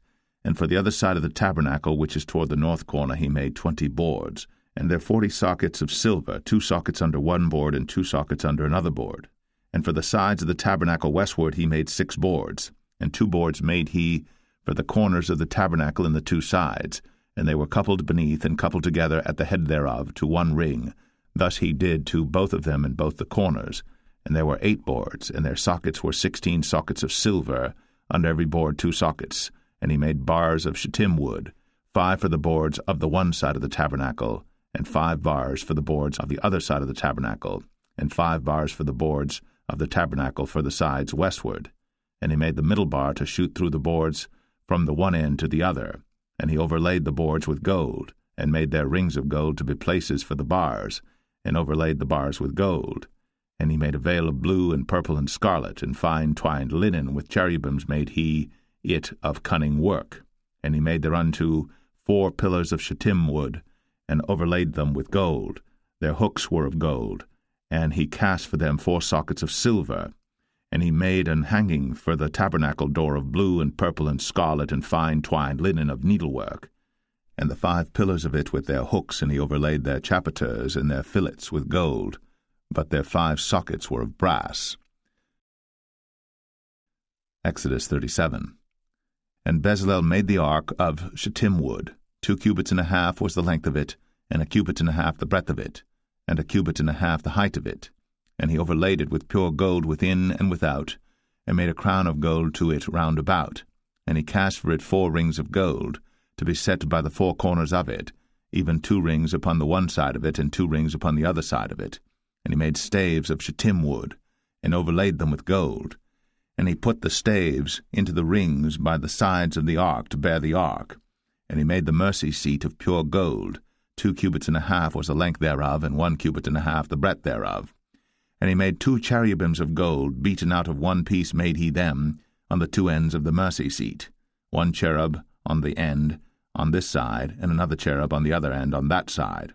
Out of the mercy seat made he the cherubims on the 2 ends thereof. And the cherubims spread out their wings on high, and covered with their wings over the mercy seat with their faces one to another. Even to the mercy seatward were the faces of the cherubims. And he made the table of shittim wood. 2 cubits was the length thereof, and 1 cubit the breadth thereof, and 1 cubit and a half the height thereof. And he overlaid it with pure gold, and made thereunto a crown of gold round about. Also he made thereunto a border of an handbreadth round about, and made a crown of gold for the border thereof round about. And he cast for it 4 rings of gold, and put the rings upon the 4 corners that were in the 4 feet thereof. Over against the border were the rings, the places for the staves to bear the table. And he made the staves of shittim wood, and overlaid them with gold to bear the table. And he made the vessels which were upon the table, his dishes, and his spoons, and his bowls, and his covers, to cover withal of pure gold. And he made the candlestick of pure gold. Of beaten work made he the candlestick. His shaft and his branch, his bowls, his knobs, and his flowers were of the same. and 6 branches going out of the sides thereof, 3 branches of the candlestick out of the one side thereof, and 3 branches of the candlestick out of the other side thereof. 3 bowls made after the fashion of almonds in one branch, a knob and a flower, and 3 bowls made like almonds in another branch, a knob and a flower. So throughout the 6 branches going out of the candlestick. And in the candlestick were 4 bowls made like almonds, his knobs and his flowers, and a knob under 2 branches of the same, and a knob under 2 branches of the same, and a knob under 2 branches of the same, according to the 6 branches going out of it. Their knobs and their branches were of the same. All of it was one beaten work of pure gold. And he made his 7 lamps and his snuffers and his snuff dishes of pure gold. Of a talent of pure gold made he it, and all the vessels thereof. And he made the incense altar of shittim wood. The length of it was a cubit, the breadth of it a cubit. It was 4 square, and 2 cubits was the height of it. The horns thereof were of the same. And he overlaid it with pure gold, both the top of it and the sides thereof round about. And the horns of it also he made unto it a crown of gold round about. And he made 2 rings of gold for it under the crown thereof, by the 2 corners of it upon the 2 sides thereof, to be places for the staves to bear it withal. And he made the staves of shittim wood, and overlaid them with gold. And he made the holy anointing oil, and the pure incense of sweet spices, according to the work of the apothecary. Exodus 38. And he made the altar of burnt offering of shittim wood. 5 cubits was the length thereof, and 5 cubits the breadth thereof. It was 4 square, and 3 cubits the height thereof. And he made the horns thereof on the 4 corners of it. The horns thereof were of the same, and he overlaid it with brass. And he made all the vessels of the altar, the pots and the shovels and the basins and the flesh hooks, and the firepans, all the vessels thereof made he of brass. And he made for the altar a brazen grate of network under the compass thereof beneath unto the midst of it. And he cast 4 rings for the 4 ends of the grate of brass to be places for the staves. And he made the staves of shittim wood, and overlaid them with brass. And he put the staves into the rings on the sides of the altar, to bear it withal. He made the altar hollow with boards. And he made the laver of brass, and the foot of it of brass, of the looking glasses of the women assembling, which assembled at the door of the tabernacle of the congregation. And he made the court. On the south side southward the hangings of the court were of fine twined linen, 100 cubits. Their pillars were 20, and their brazen sockets 20. The hooks of the pillars and their fillets were of silver. And for the north side the hangings were 100 cubits, their pillars were 20, and their sockets of brass 20. The hooks of the pillars and their fillets of silver. And for the west side were hangings of 50 cubits, their pillars 10, and their sockets 10, the hooks of the pillars and their fillets of silver. And for the east side eastward 50 cubits. The hangings of the one side of the gate were 15 cubits, their pillars 3, and their sockets 3. And for the other side of the court gate, on this hand and that hand, were hangings of 15 cubits, their pillars 3, and their sockets 3. All the hangings of the court round about were of fine twined linen. And the sockets for the pillars were of brass, the hooks of the pillars and their fillets of silver, and the overlaying of their chapiters of silver. And all the pillars of the court were filleted with silver. And the hanging for the gate of the court was needlework, of blue and purple and scarlet and fine twined linen. And 20 cubits was the length, and the height and the breadth was 5 cubits, answerable to the hangings of the court. And their pillars were 4, and their sockets of brass 4, their hooks of silver, and the overlaying of their chapiters and their fillets of silver. And all the pins of the tabernacle and of the court round about were of brass. This is the sum of the tabernacle, even of the tabernacle of testimony, as it was counted, according to the commandment of Moses, for the service of the Levites, by the hand of Ithamar, son to Aaron the priest. And Bezalel, the son of Uri, the son of Hur, of the tribe of Judah, made all that the Lord commanded Moses. And with him was Aholiab, son of Ahisamach, of the tribe of Dan, an engraver, and a cunning workman, and an embroiderer in blue, and in purple, and in scarlet, and fine linen. All the gold that was occupied for the work, and all the work of the holy place, even the gold of the offering, was 29 talents, and 730 shekels after the shekel of the sanctuary. And the silver of them that were numbered of the congregation was 100 talents, and 1,760 shekels after the shekel of the sanctuary. A bekah for every man, that is, half a shekel, after the shekel of the sanctuary, for every one that went to be numbered, from 20 years old and upward, for 600,000 and 3,550 men. And of the 100 talents of silver were cast the sockets of the sanctuary, and the sockets of the veil, and 100 sockets of the 100 talents, a talent for a socket. And of the 1,775 shekels he made hooks for the pillars, and overlaid their chapiters, and filleted them. And the brass of the offering was 70 talents, and 2,400 shekels. And therewith he made the sockets to the door of the tabernacle of the congregation, and the brazen altar, and the brazen grate for it, and all the vessels of the altar, and the sockets of the court round about, and the sockets of the court gate, and all the pins of the tabernacle, and all the pins of the court round about. Exodus 39. And of the blue, and purple, and scarlet they made cloths of service, to do service in the holy place, and made the holy garments for Aaron, as the Lord commanded Moses. And he made the ephod of gold, blue, and purple, and scarlet, and fine-twined linen. And they did beat the gold into thin plates, and cut it into wires, to work it in the blue, and in the purple, and in the scarlet, and in the fine linen, with cunning work. They made shoulder pieces for it, to couple it together. By the 2 edges was it coupled together. And the curious girdle of his ephod that was upon it was of the same, according to the work thereof, of gold, blue, and purple, and scarlet, and fine twined linen, as the Lord commanded Moses. And they wrought onyx stones enclosed in ouches of gold, graven as signets are graven, with the names of the children of Israel. And he put them on the shoulders of the ephod, that they should be stones for a memorial to the children of Israel, as the Lord commanded Moses.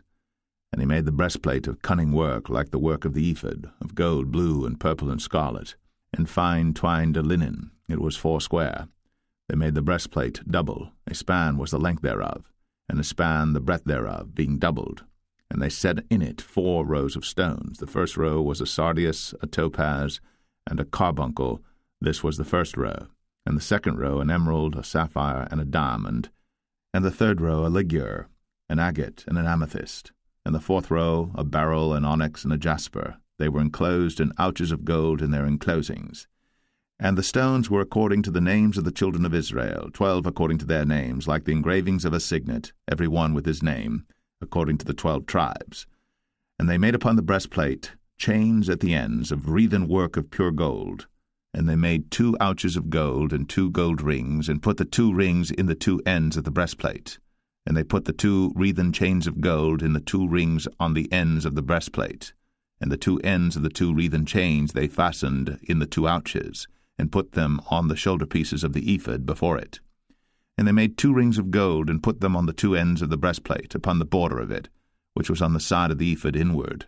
And they made 2 other golden rings, and put them on the 2 sides of the ephod underneath, toward the forepart of it, over against the other coupling thereof, above the curious girdle of the ephod. And they did bind the breastplate by his rings unto the rings of the ephod with a lace of blue, that it might be above the curious girdle of the ephod, and that the breastplate might not be loosed from the ephod, as the Lord commanded Moses. And he made the robe of the ephod of woven work, all of blue. And there was an hole in the midst of the robe, as the hole of an habergeon, with a band round about the hole, that it should not rend. And they made upon the hems of the robe pomegranates of blue and purple and scarlet and twined linen. And they made bells of pure gold, and put the bells between the pomegranates upon the hem of the robe, round about between the pomegranates, a bell and a pomegranate round about the hem of the robe to minister in, as the Lord commanded Moses. And they made coats of fine linen of woven work for Aaron and for his sons, and a mitre of fine linen, and goodly bonnets of fine linen, and linen breeches of fine twined linen, and a girdle of fine twined linen, and blue and purple and scarlet of needlework, as the Lord commanded Moses. And they made the plate of the holy crown of pure gold, and wrote upon it a writing like to the engravings of a signet, Holiness to the Lord. And they tied unto it a lace of blue, to fasten it on high upon the mitre, as the Lord commanded Moses. Thus was all the work of the tabernacle of the tent of the congregation finished. And the children of Israel did according to all that the Lord commanded Moses, so did they. And they brought the tabernacle unto Moses, the tent, and all his furniture, his taches, his boards, his bars, and his pillars, and his sockets, and the covering of ram skins dyed red, and the covering of badger skins, and the veil of the covering, the ark of the testimony, and the staves thereof, and the mercy seat.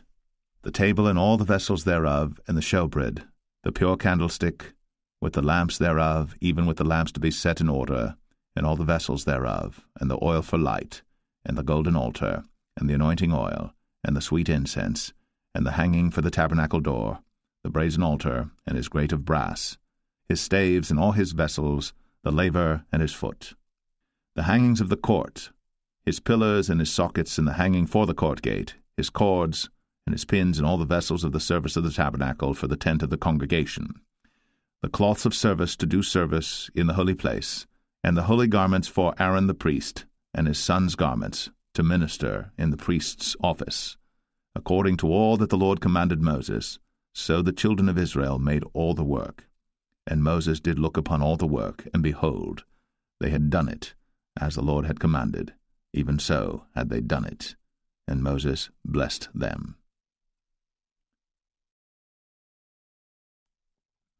Exodus 40.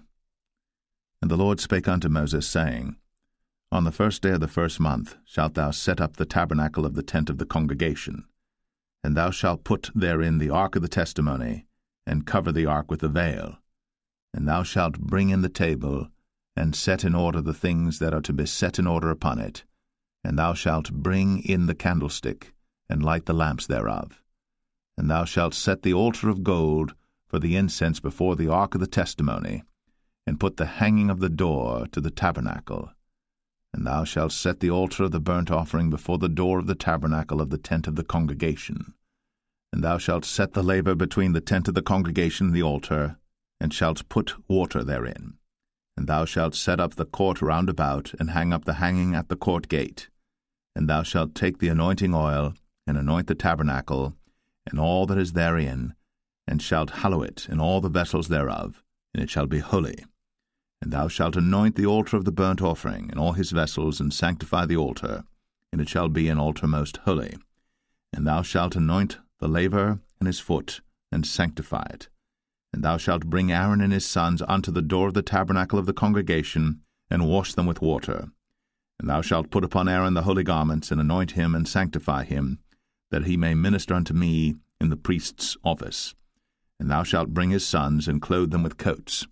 And thou shalt anoint them, as thou didst anoint their father, that they may minister unto me in the priest's office, for their anointing shall surely be an everlasting priesthood throughout their generations. Thus did Moses. According to all that the Lord commanded him, so did he.